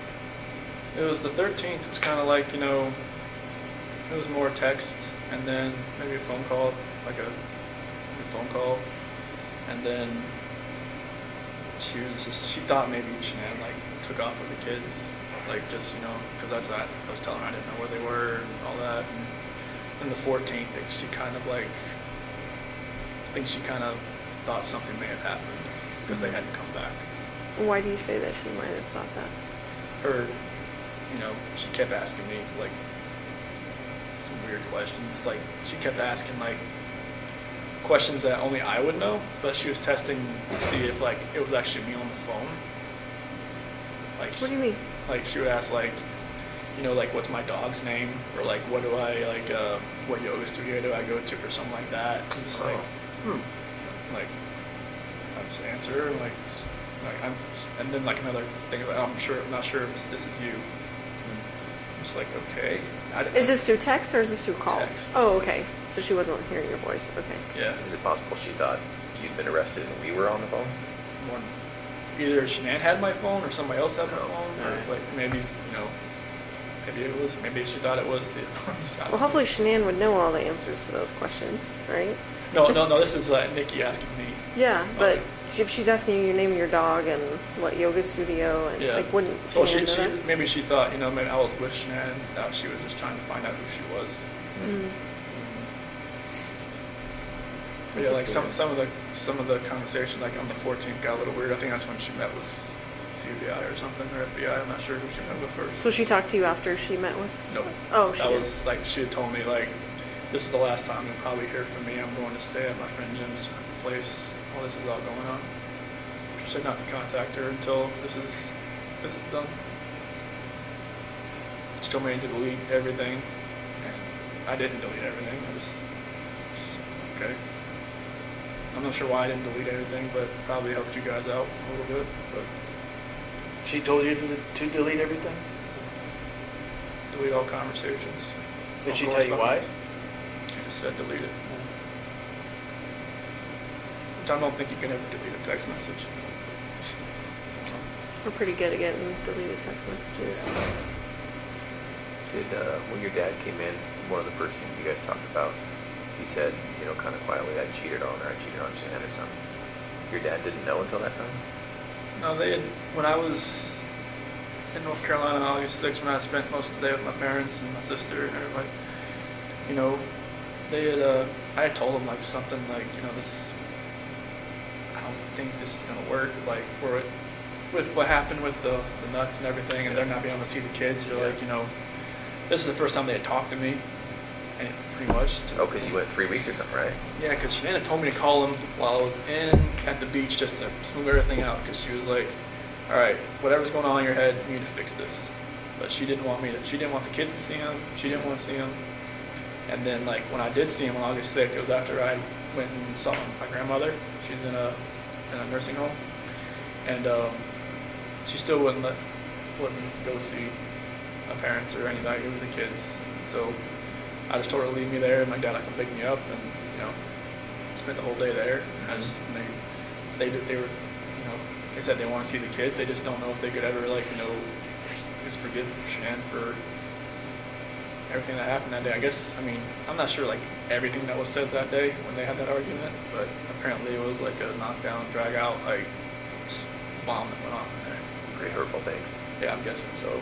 And they just don't know like if they could ever forgive her or not. And I just like I never told them about like cheating on her. Like they even asked me, is there somebody else? Oh, did they really? Yeah. So they could kind of sense maybe something's going on. Yeah, because Nikki was texting me the entire time I was over there. Oh. So like, they could kind of see like I was texting somebody, but it was like maybe they kind of knew. Like even like when I was in San Diego talking to my friend Mark, I told him about Nikki, but I didn't tell him like I was gonna meet up with her. Okay. I told him that I was trying to like. I should have just told him right then. Maybe that would have helped me. I know maybe he had an instance where there was some girl coming after him, and she was engaged, and he ended up getting with her, and then they were together, and then she cheated on him. Is this before he was married or during? It was after. Okay. But like he could have, helped me, but I just, I never told him the whole thing. That, it was a lot further along than I wanted it to be. That's interesting to think about, right? Because your dad could have given you some good advice. Yeah, everybody. Now this is my friend Mark. Oh, My I'm dad. sorry. Okay. Yeah. When I was in San Diego. Oh, I got you. So you think you told Mark about that, hoping that he maybe questioned you about it, or? Well, I was, because Mark, my best friend. I grew up with him since I was like 8, 9 years old. Yeah. So like, he had been married before, and it didn't work out. I guess they were stationed together or something, like over in Korea. And I should have just kind of just came out with like the whole story, like I just told him there was this girl at work that I've been talking to, but I'm just distancing myself from her. Yeah. But that wasn't the case. Yeah. I was just letting it, exponentially get worse. Right. And if I had told him like, hey, Yeah. he would have been like, whoa, man, like, all right, take a step back and look, Yeah. Right. and like don't like fall into that trap, being you're gonna be alone for 5 weeks. And there's times I wish, like maybe Shanann didn't have to go away for 5 weeks. Maybe we all just went for 1 week. Yeah. Nothing would have ever happened. It's only, 5 weeks alone, that's the only reason really that was almost even allowed to happen. There are quite a few people who would tell us and who do tell us you need to look into Nikki more, Nikki Kissinger. All the way from the extreme end of things being Nikki's the one who ordered the hit. She was there, hiding in the basement. She was there. Yeah. So the extreme is she's the one who told Chris to do it. She's the real problem. All the way, that's the extreme side, and then all the way to, well, there were these texts where she was infatuated, she was in love, she was saying how good Chris was in the sack, and maybe we should look at her more. What would you say to those people? Like, she had her moments where I had to talk her like off a ledge kind of deal. What does that mean? It's like, I guess after the fact, there was like videos of her that she was like recording herself because she was like bipolar or something. I never knew that. But it's like, and she would get worked up about nothing. She would just like, she came to my house once because I think it was like July 4th. I didn't have to work that day. So I didn't like get up at like, 4 o'clock and go home. Mm-hmm. And Shanann had called me like 10 times in a row. And I didn't hear it because I was sleeping. And I was just like, and she was pissed. Shanann was pissed. And like I called her outside, like, where are you at? Like, what? Like, I was like, I didn't have to work today. It's like, you called me at like 5:30. It's like, well, kids want to talk to you at 7:30. I'm like I was sleeping. She's like, she just like, screw you, like, like I don't know where you're at. And on the phone. And I went back inside. Something like, I gotta go. And she was just like, okay, are you coming back? I'm like, probably not. So wait a minute, you kind of lost me there. Were you at Nikki's place when Yeah. Shanann called you? Yeah. Okay, and so you were sleeping in her bed. Yeah, because I wasn't going to work that day because I got you. I didn't have to that day. Okay. The first holiday I ever had off. And, Shanann was pissed, and, I kind of pissed Nikki off too that I left. But I think that's when I called Nikki later, and she was like, she kind of realized that, she'd always be like, the second, she said second fiddle. Sure. And because that's how I would come back that day. Just, I don't want to be anywhere else when Shanann calls. She was already pissed. So it was stuff like that where she would she would go.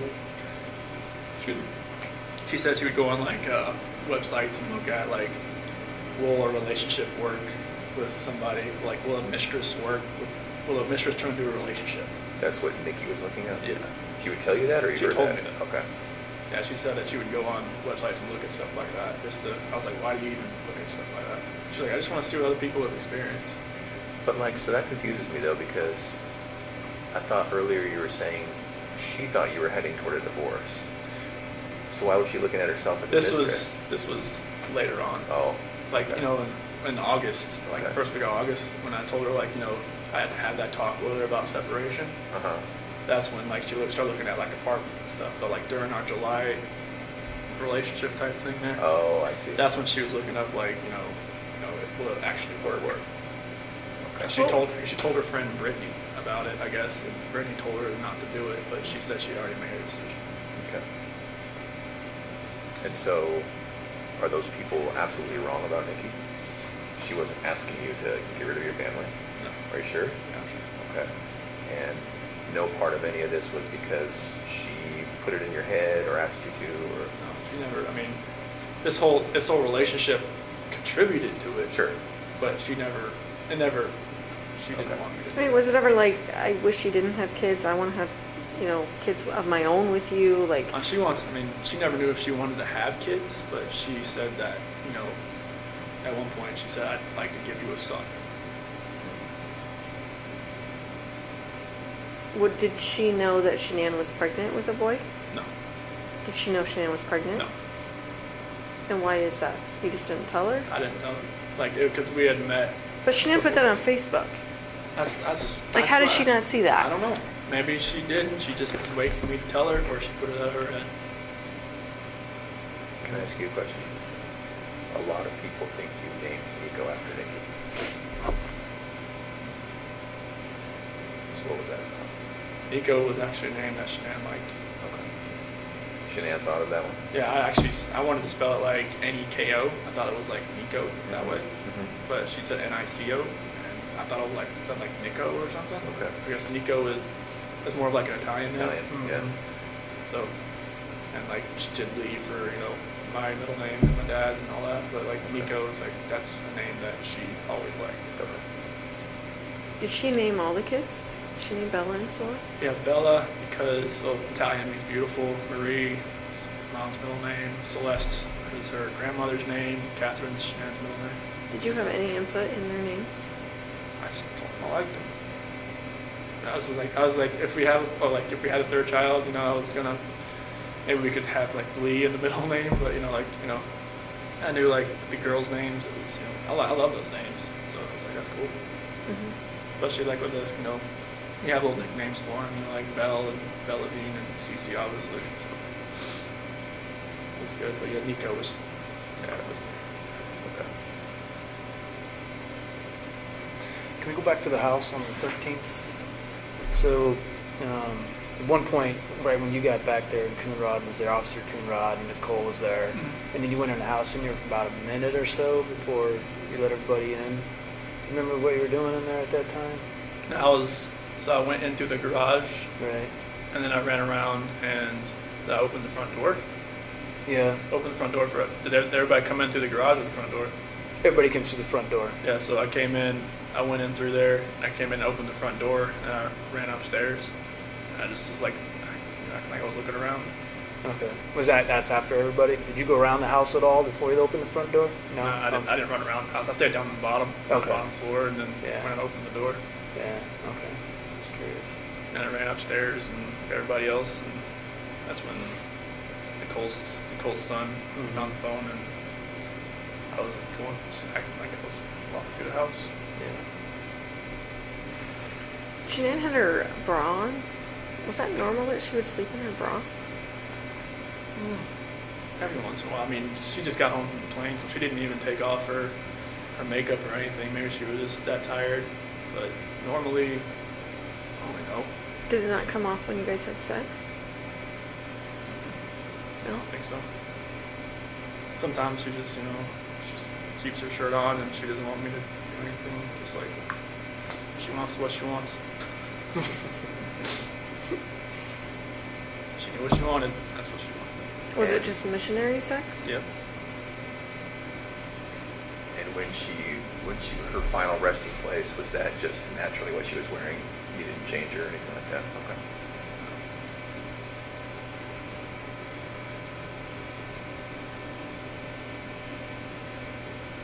Did you have to see any of that stuff?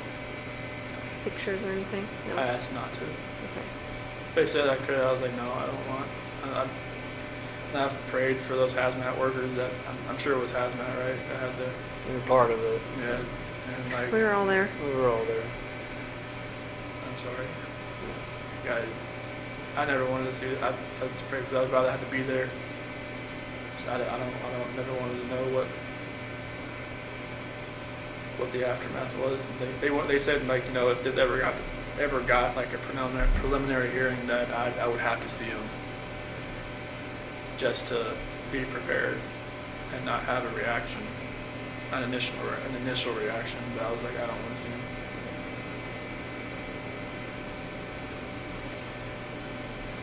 Do you feel like your lawyers were fair to you? Yeah. Yeah, I mean, they were my only human contact, really. Yeah. So they're kind of like, almost like a guidance counselor, almost. Yeah. Did you feel like you were driving the bus, though? With your decisions you made, Yeah, or I mean, no? I was like, there's a lot of things I didn't really know what was going on behind the scenes. Like, Sure. maybe there was a lot of things they never told me. Like, like stuff that came out like afterwards, like that whole Nikki Kessinger article in the Denver Post and all that kind of stuff. They told me like afterwards and everything, but it was. I always felt like anything I was telling them, they were gonna do. Like the whole taking the plea deal and everything. I told them that's what I wanted to do, and they asked me like, it seems like 100 times, "Are you sure you want to do this? Are you sure? Like, once you sign this, like." I guess up until sentencing, I had the time to back out, but they always, even before we walked in the courtroom, they're like, "Are you sure?" So yeah, this is it. Like, okay. They never told me this is what you have to do. Mm-hmm. So, they always just said, "This is your decision. Like, if you want to take this farther, And John said he was right. He had all kinds of motions written, all kinds of stuff that were like really creative, and because he'd never been in something like this before, and he was ready to fight. And I was just like, I didn't want you to have to do that. Not for me. Not for something that the story isn't true. Because it would just only gotten worse. Right. For everybody, for all three of you, for everybody that was involved in it. Are you still glad you did? Yeah, I mean, I never thought I'd be in prison the rest of my life, but like I don't want people to have to keep going through this every day of their lives, knowing that there's a trial hanging over their head, or I mean, if it ever got that far, I don't know. Yeah. But like, I didn't want people to have to relive it every day. Yeah. Did they have to ever see the pictures? Say that again? Did they have to ever see the pictures? Frank and Sandy and all that? No, they've never seen it. They saw some things. They didn't see anything of that. Okay. Yeah, we shielded that from them. That's one. Like, I just didn't want them to have to see anything or hear anybody talk about anything or any part of it. Or like anybody bash their daughter. Like anybody to ruin to hear what some of my friends had a negative impact on her from her, or like had a description of her that didn't match, something like that. I didn't want them to hear that either. Like, I didn't want them anybody have to trash her memory. Like, I wanted them to know she's loving life, she's beautiful, she always helped everybody else, all of her friends, her Lucas friends, everybody. I just wanted I didn't want anybody to take away from what she did. We tried to get you to say that night. I know. But do you remember that? I remember. I was just like, I know you obviously weren't ready to say that then. I know. It's like, like after my dad left, we both came in like, all right, we got most of the story. Let's get to the true story. I'm just like, I just wanted to bang my head against the table. But in the end, I think you did the right thing. And even though it's hard to hear, there's a lot of people who thank you for what you did. I think your whole life has been thinking of others, except for one brief moment. I think you really did think of others when you made that choice. So I personally thank you, right? Because it would have been hard for the three of us to go through about this hard, and for everyone else about that hard, right? Yeah, it was anybody that was family or friends. Right. And just exponentially harder for everybody. Yeah. I think you did the right thing. So you haven't told your parents what happened? You just told them I'm pleading guilty for a reason? Yeah, I've told them on the phone, even because they're still. You should fight it. You should get. They've got letters from Australia, from England. I mean, of the 35C in Colorado and stuff, improper counsel or something like that. Ineffective counsel. Ineffective counsel, and I mean, some of the stuff they've they said about, the dry patch, how it's not like FDA approved, how it can alter somebody's mind, like,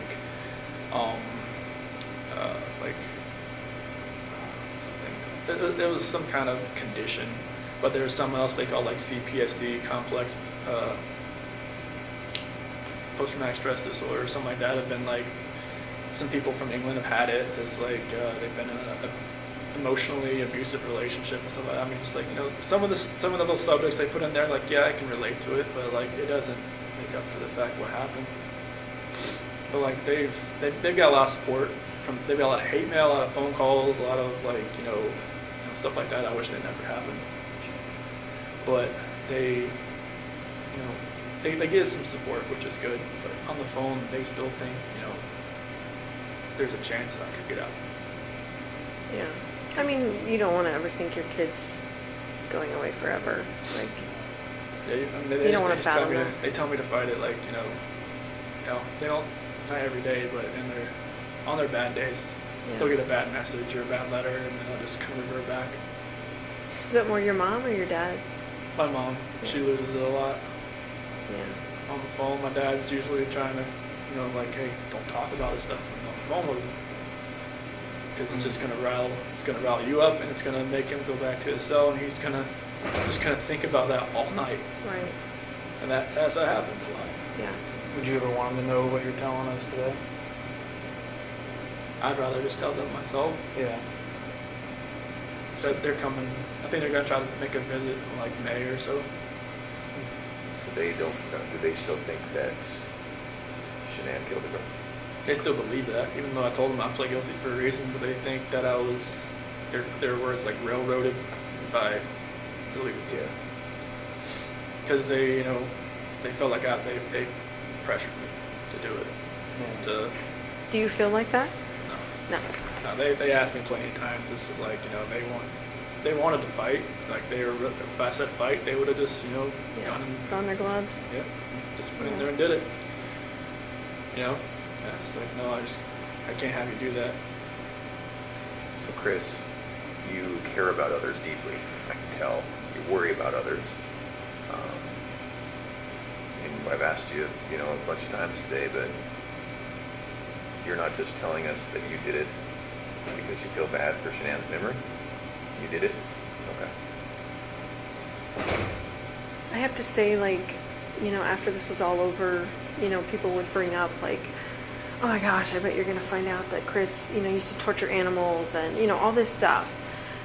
You can imagine, like, hearing that someone's capable of that, what have they done in their past, those kinds of things. Can you think back to your past at all, like your childhood, and think about any other moments that maybe you felt this same rage? I mean, obviously didn't do anything like that, but maybe felt that rage, and like what would have triggered that, or anything like that? Not really. I mean, I was always like somebody that tried to coax people down, not to, like, if somebody wanted to fight somebody else. I think I got in a fight like when I was in 3rd grade, but it was like, we ripped each other's shirt, went away crying. Mm-hmm. It was like stupid. Mm-hmm. I was just like, why did I do that? And like, maybe that was like my only like bad thing I did in school. So I can't think of Did you feel it on the inside, whether you didn't act it out? Like, did you feel like if someone bullied you at school, or if someone whatever, like, would it still be inside you? Like, did you feel like that even though you didn't actually act on it?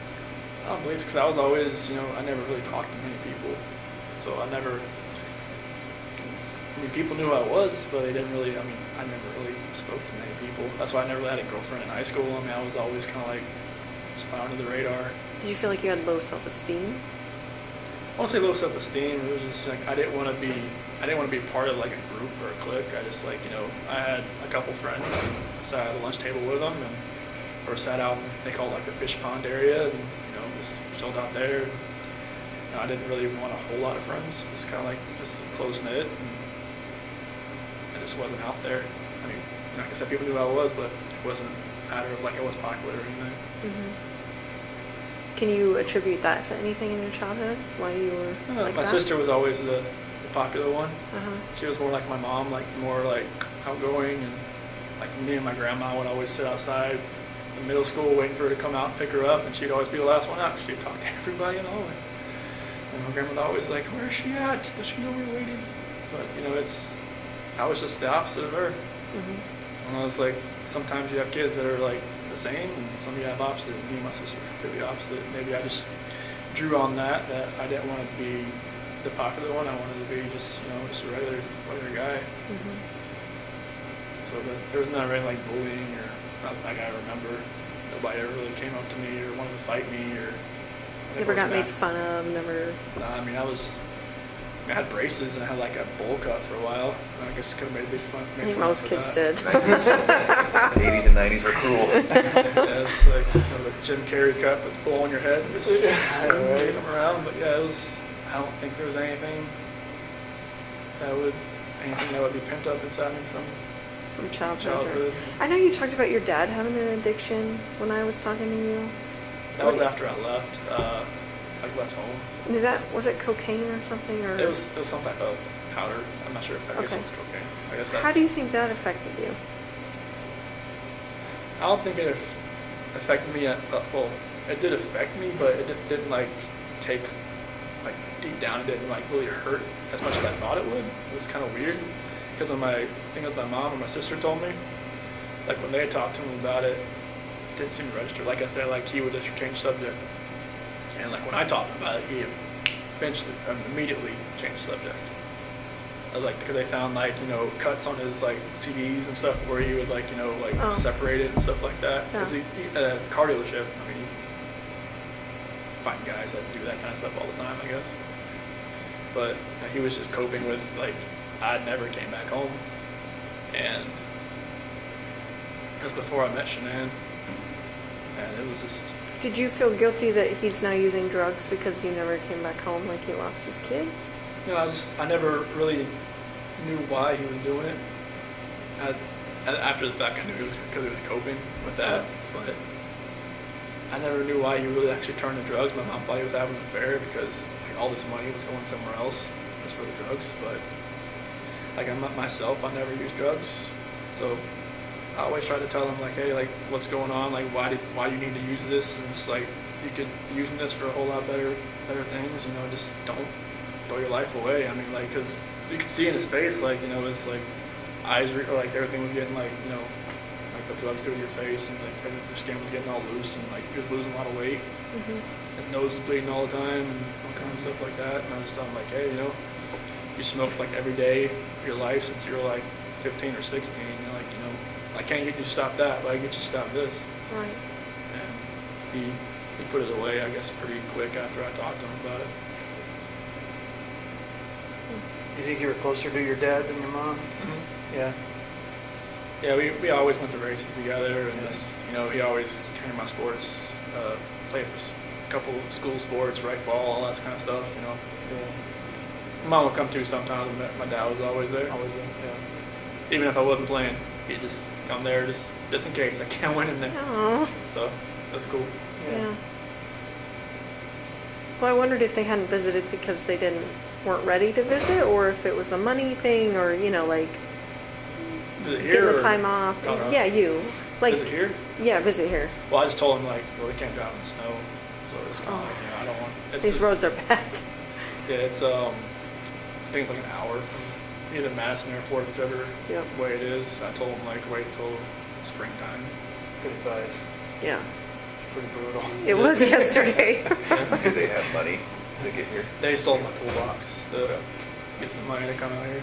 Okay. So yeah, so they'll come out here and like they said April, but I was like, just maybe push it till June. They said they can sometimes have a blizzard out here in April sometimes too. Like the late spring blizzard, so lake effect stuff is crazy.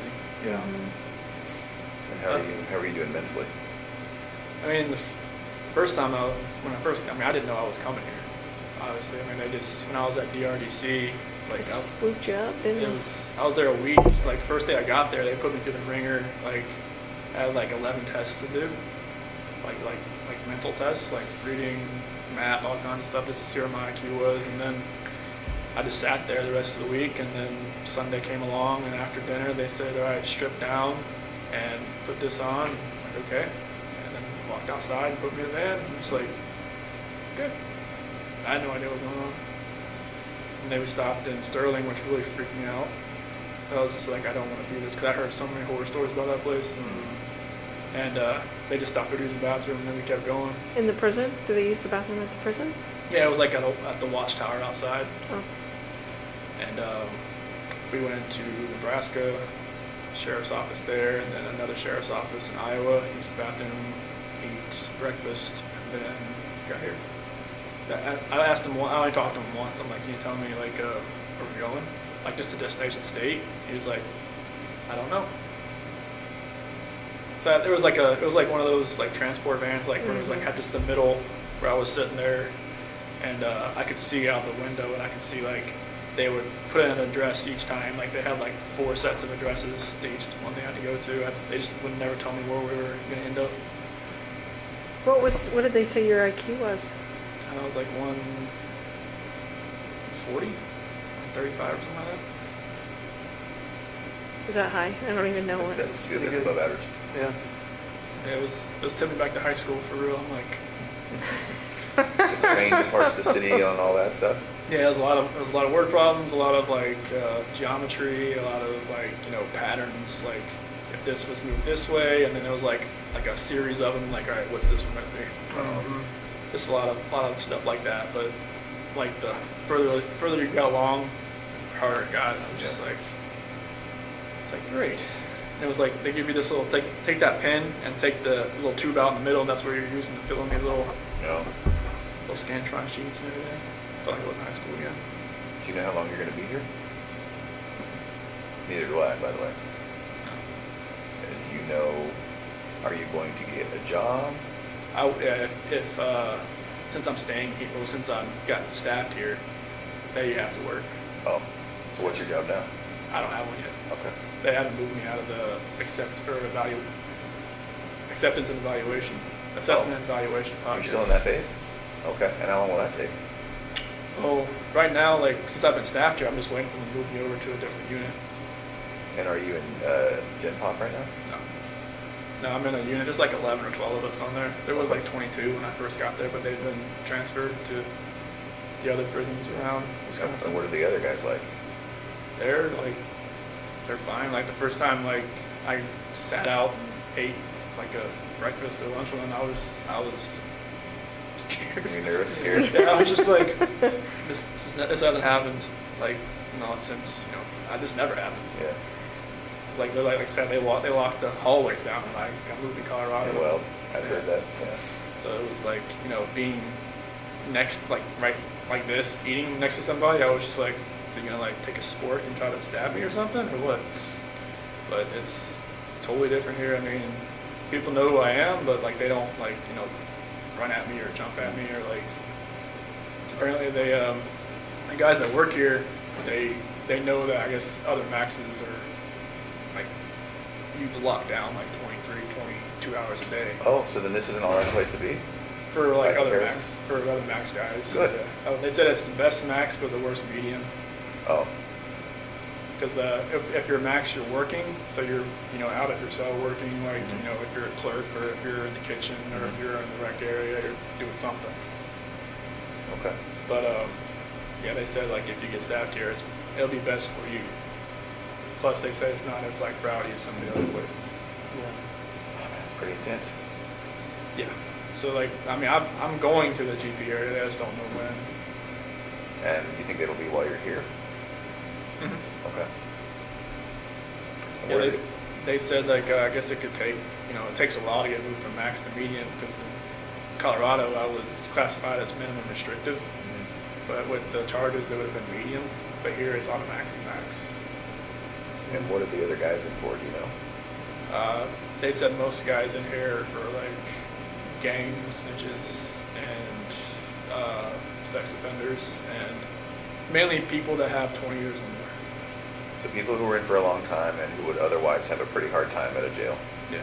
for whatever they did, Yeah. whether it be snitching or Yeah, like children or. yeah. There's some people from other states here as well, and I guess there's a couple cops here too. Okay. Just things have happened, and they just don't think it'd be better. It'd be a lot better if they're here and not at another prison. Yeah. Okay. So what kind of jobs are available? I mean, you Well, it's like they'll probably have me in the kitchen more than like that's where everybody starts out, like either washing dishes or like putting food on the trays or helping pots and pans, something like that. Right. But they have like libraries. They have like I think this is the PSU area, the psych area. So they'll have like different guys doing clerk stuff around here. I mean they have over like 300 GP guys here that are like live here. So they have a job for every one of them. Wow. There's even a guy that shovels the sidewalks. I think we saw him. Yeah, we saw him. Yeah. Yeah, I don't know if I want to be that guy. Not here. Do you go to therapy? Do you see a psychologist? There's actually the one her name's like Javier or something like that. She seemed like once a month, and she's actually from Aurora. Really? Yeah, it was weird. I walked in, I saw a Bronco flag. I'm like, okay, who are you? But yeah, it's. So does she give you therapy, or? No, she just like talks to me just to see if I need anything, or if like if I need psych meds, or if I need anything like that, which I've declined all that stuff. But most people in my unit have meds. That's just to have them, or do you think they need them? Well, it's like a special management unit. Like they just put me on there to keep me away from GP, and like most people either like just have like some type of medication they're on. But you don't take anything? No, they just keep me on there until the security advisor says he can get moved to GP down the hall. What kind of stuff, like food and stuff, do you miss the most from the outside? Food? Yeah. Well, I know from my last time in North Carolina, Bojangles, that was really good. I don't know if you guys ever go to North Carolina or no? Is that barbecue? It's chicken and biscuits. Mm. And that barbecue place down the street from the PD. Mm-hmm. Forget what. Smokehouse. Yeah. George Boys. Yeah. That one. Yeah, the burn ends. I miss that. And just I miss Shanann's cooking. That's for sure. Like her spaghetti sauce and her fried pizza. Yeah. Fried pizza? I don't think I've heard of that. What is that? I've never heard of that. So her mom has, or I think it was her mom, her grandmother on her mom's side had this this dough, homemade dough you can make, and just make up the dough, and she would make it up with Bella and stuff sometimes, like a little smaller one, but she would make the really big one, and then she would put it in the oven, the bottom oven, and let it sit there for a couple hours, not put it on or anything, just let it rise. Mm-hmm. And then once it's done, take it out, form it, throw the spaghetti sauce she has, and spread it around, and throw the mozzarella and pepperoni and put it on the oven 350. And But what part of it is fried though? well, they have some parts that you put on the grill. You can put it on the put it on the stove too. Okay. It's really good. I mean, it's really thick. Yeah. So you got. Apparently we need this from Yeah. Sandy. I will work on that. Yes. Write a note. Yeah. Are you able to stay out of trouble here? Yeah. Nobody's getting in any fights? You're not getting written up for anything? You're not getting... I try to keep a low profile here, so I don't want to. Because they say if you get like 2 contact reports, they'll ship you out if you work here. To another location? Yeah. Oh, so then does that incentivize people keeping their nose down? Yeah. Okay. Yeah, because I guess a couple guys got busted for having a cell phone. Oh. I don't know how they got it in. No kidding. Yeah. Like that stuff just baffles my mind how that stuff gets to. I mean, they won't even let, like, if somebody sends me a letter and it has, like, like, someone sent me a Christmas card with glitter on it. They'll let me have it because it's glitter. Mm-hmm. Because it's, like, it's contraband. So, like, yeah, I don't know how people get cell phones and stuff in here. So what do you do with all these letters that are coming into you? Most of them, like, I just have, like, this... If somebody writes me once, I'll never write them. Just because I don't know, like, who they are, like, where they're from. I'll keep it. If it's like a weird letter, I'll straight up throw it away. If it's like a supportive letter, I'll keep it around, just like a supportive letter. And then like I've had some people like write me like a second and third time, but they've changed the way they talk, or like they've said different things. Like there's like this dude in like California that wrote me. He's a senior in high school, and wrote me. He's like, okay, dude. I look up the name, like, okay, shred it up, threw it away. He wrote me again, like 2 weeks ago. Totally different. Like, never mentioned like his age, never mentioned his setting. Like, hey, like I support you. I'm like all this, like that. Like, if I didn't recognize his name, I would have known like he was just an 18-year-old kid, senior, trying to just like probably just get information, trying to because there's been like journalists and like other people like you could kind of tell like they ask a lot of questions, but I tried to like take into effect who's writing me and like just not to respond. Like I've responded to a few people just because like either my parents have talked to them on the outside, and then I kind of know okay it's a real person. Oh. But like there's some people that like it seems like they're just trying like to get help for themselves too. Like some people ask like like just for spiritual advice. They're asking for spiritual advice from you. Yeah, like if they're not asking about the case, I'll write them back. If they ask about the case, I don't write them back. Yeah. You think you'll be in love again? There's a lot of women out there that are in love with you. No. I don't think that's gonna happen. I'm not the guy that's down the street or whatever it is. I've heard enough about that guy since I've been here. What have you heard about him? The guy engaged over a letter. He did, yeah. That's pretty insane. But yeah, I don't see myself being in love ever again. Do you have some ladies that are giving you a lot of, like, just telling you that they're in love with you and that kind of stuff? Well, I've had a couple letters that have been like, I hear you get a lot of letters from lady friends that tell you all you need to know. I'm like, I don't get those letters. Trust me. Like I guess there was one letter in Colorado. Someone sent me a picture of them in a bikini, and then it's like went on from there. That was like the only letter I ever got. That was like that, but the press took it and just went with it. Yeah. Do you ever get requests from the press? Mm-hmm. And how does that work? Just tear it up. Throw it away. So are you personally are declining? Well, I don't like write it back. Would they allow you to talk with them? Would they allow men here to talk with you? I don't know. I guess some stations have asked to come in here and talk to me, but they have told them no. Oh. But I've gotten letters from like, Denver stations and whatnot wanting to talk to me. And then quotation marks off the record. I'm like, yeah, right. Okay. Anything I write. Yeah, you're right. Yep. So yeah, I just tear it up, throw it away. Have you thought about like writing a book or anything like that? No, that's nothing like that. What My mom and dad have been sorry. What was it? No, go ahead. My mom and dad are saying maybe you should like write down like how you feel or like how you've been dealing with this type thing. Just write it down, and that would be my story. But I'm just like I'm not writing a book.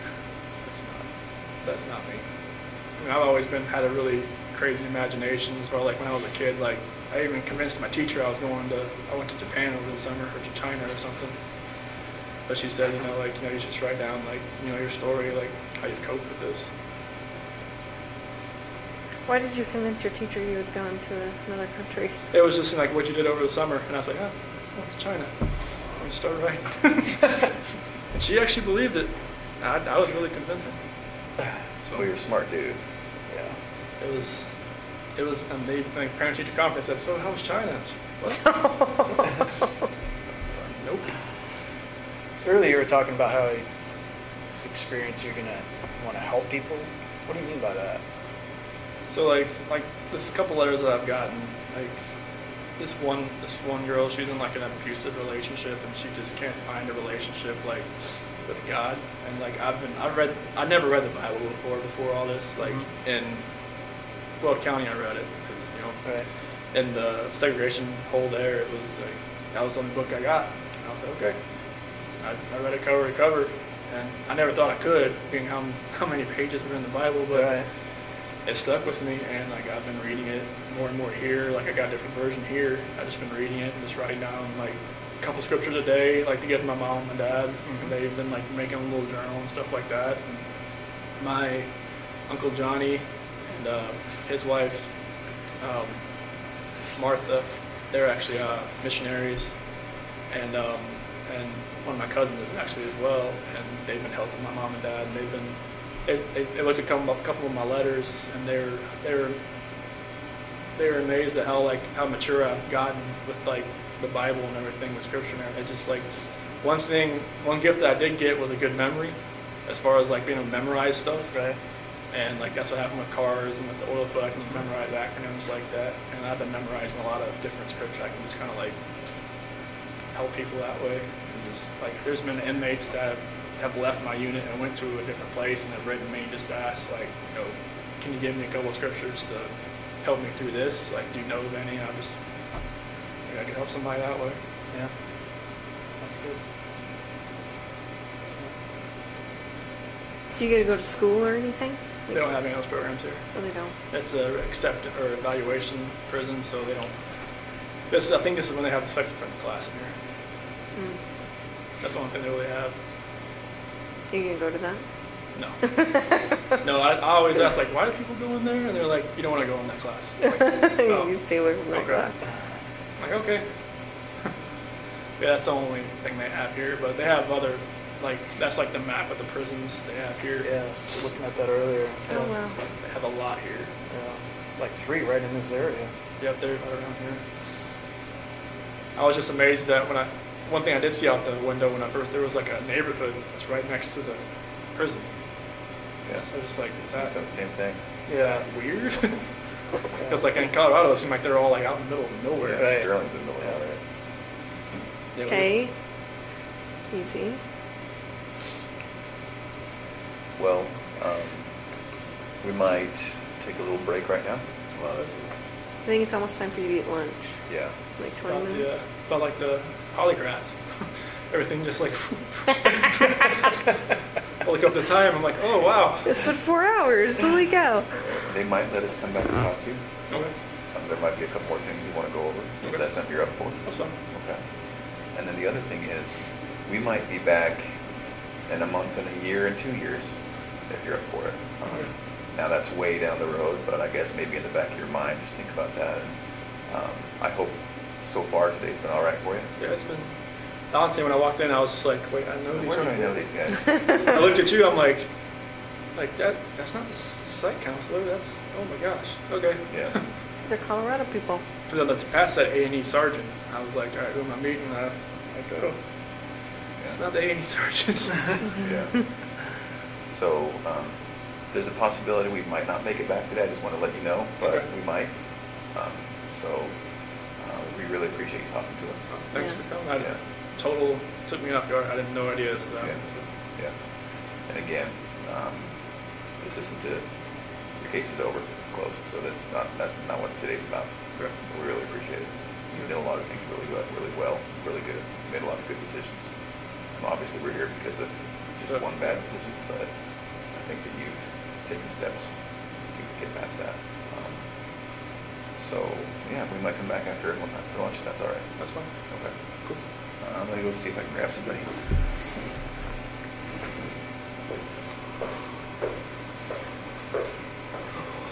What airport you guys fly into? Yeah, I think I had the better drive. I think you probably did too. Mine was like 50 minutes. Theirs was like 2 hours. Yeah, It was with the snowing. It's snow, pretty the nasty Lake out there. effect. Yeah, the wind's blowing. Not like wind like Colorado then? It's a hell of a lot colder. Yeah. Well, and yeah, the roads aren't getting cleared like they would get cleared in Colorado. I think they just have so much. Yeah, you it know, just that- comes in and just dumps. yeah. Colorado just melts within a couple hours Right. here. Just honestly, I haven't seen it melt here since I got Well, that's the here. thing. Everyone's Yeah, it's houses are just piles. piled, like, oh, it's the next snow, and they just pile it on top. So it doesn't look like anything melts. No. Which is the problem. So Yeah. Okay.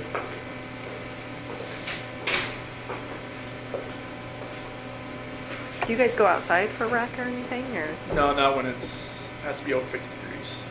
oh, so you won't be out for a while?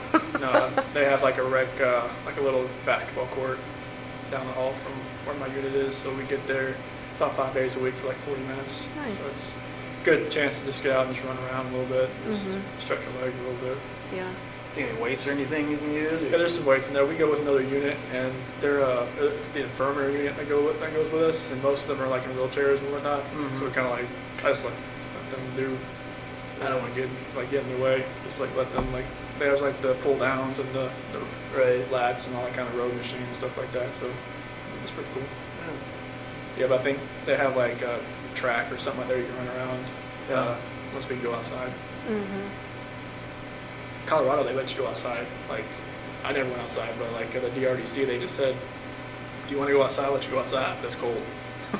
No thanks. Buyer beware. Like, hey, should I go, you want to wreck today? You're like, no. Like, no, it's like 30 degrees outside. You can go outside if you want. It's like, okay. But their version of wreck was like they'll put you out in a little cage and let you like kind of walk around for a little bit Yeah. at DRDC. It was a little different there. Hey, if we don't want to come back, I just want to let you know I talked to your dad the other day. Okay. And just to get your property released to him. Oh, that phone and stuff? Yeah, your Okay. phone and what else? Wallet. Your wallet. Okay. Yeah, and we have some other things too. So, but I have to wait for the DA to release all that stuff and then Okay. red tape crap. So. Gotcha. But then we'll send it off to him. Okay, awesome. Thank you. Yeah. Yeah, I know he wanted my phone, just that it was Yeah. on pictures on there. That's what he said. I think I had that phone since like 2016, so there's a good amount on there. Yeah. If we don't make it back today, it's going to be because of some of their scheduling. It's not that we don't want to talk to you some more. Oh, this is fine. There's more things we can talk about. Okay. But if we don't make it back, that's why. Okay. Yeah, it's a holiday, so I figured they'd be pretty much open. Yeah. Yeah.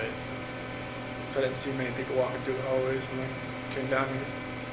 Usually there's a ton. Of visitors or what? No, just a ton of people, just like workers walking up and down. Did seem I pretty see. sparse. Yeah, it did seem sparse, didn't it? That was one thing I was shocked about when I walked around here. I was always used to seeing everybody in handcuffs walking around the hallways. Here, just walk up and down. That is interesting, right? I thought the same thing. I couldn't tell who was who. Yeah, it's like You can't necessarily you tell. you see the red tag, it's like an inmate, but it's somebody else. It's somebody who works here, Oh. or like somebody that's like actual civilian who works here. So then you're not in shackles and handcuffs that often? I haven't been since I got here. You're kidding. Huh. That's why I was amazed. I was like, when the guy took me in the hallway, I was like, anything? No, just keep walking. Yeah. That's my psych counselor was saying. This isn't the max when she first got here. Like, no, it's like max or something. They just like, if you want to act up, they'll If you put want you to in. abuse it, you'll earn those shackles back. Oh yeah, they'll put you in handcuffs, take you to the hole, Yeah. Yeah. and then they'll ship you out of here. Do they have a solitary here? Oh yeah, they'll strap you out of the bed. Oh, yeah? Yeah. Jeez. You can't move. Yeah. A reminder of, yeah, behave, right? Yeah, it's like don't Not that you don't need it, don't but- pass food, don't pass anything that's not yours. Otherwise, you're gonna. Do you get to buy like commissary and stuff? It's different here. It's like a bubble sheet instead of like Colorado was like a little touch screen you can do. Uh-huh. But here it's like a little Scantron. You send it off to like Missouri, and it's the same company, but it just takes longer to get here. Mm.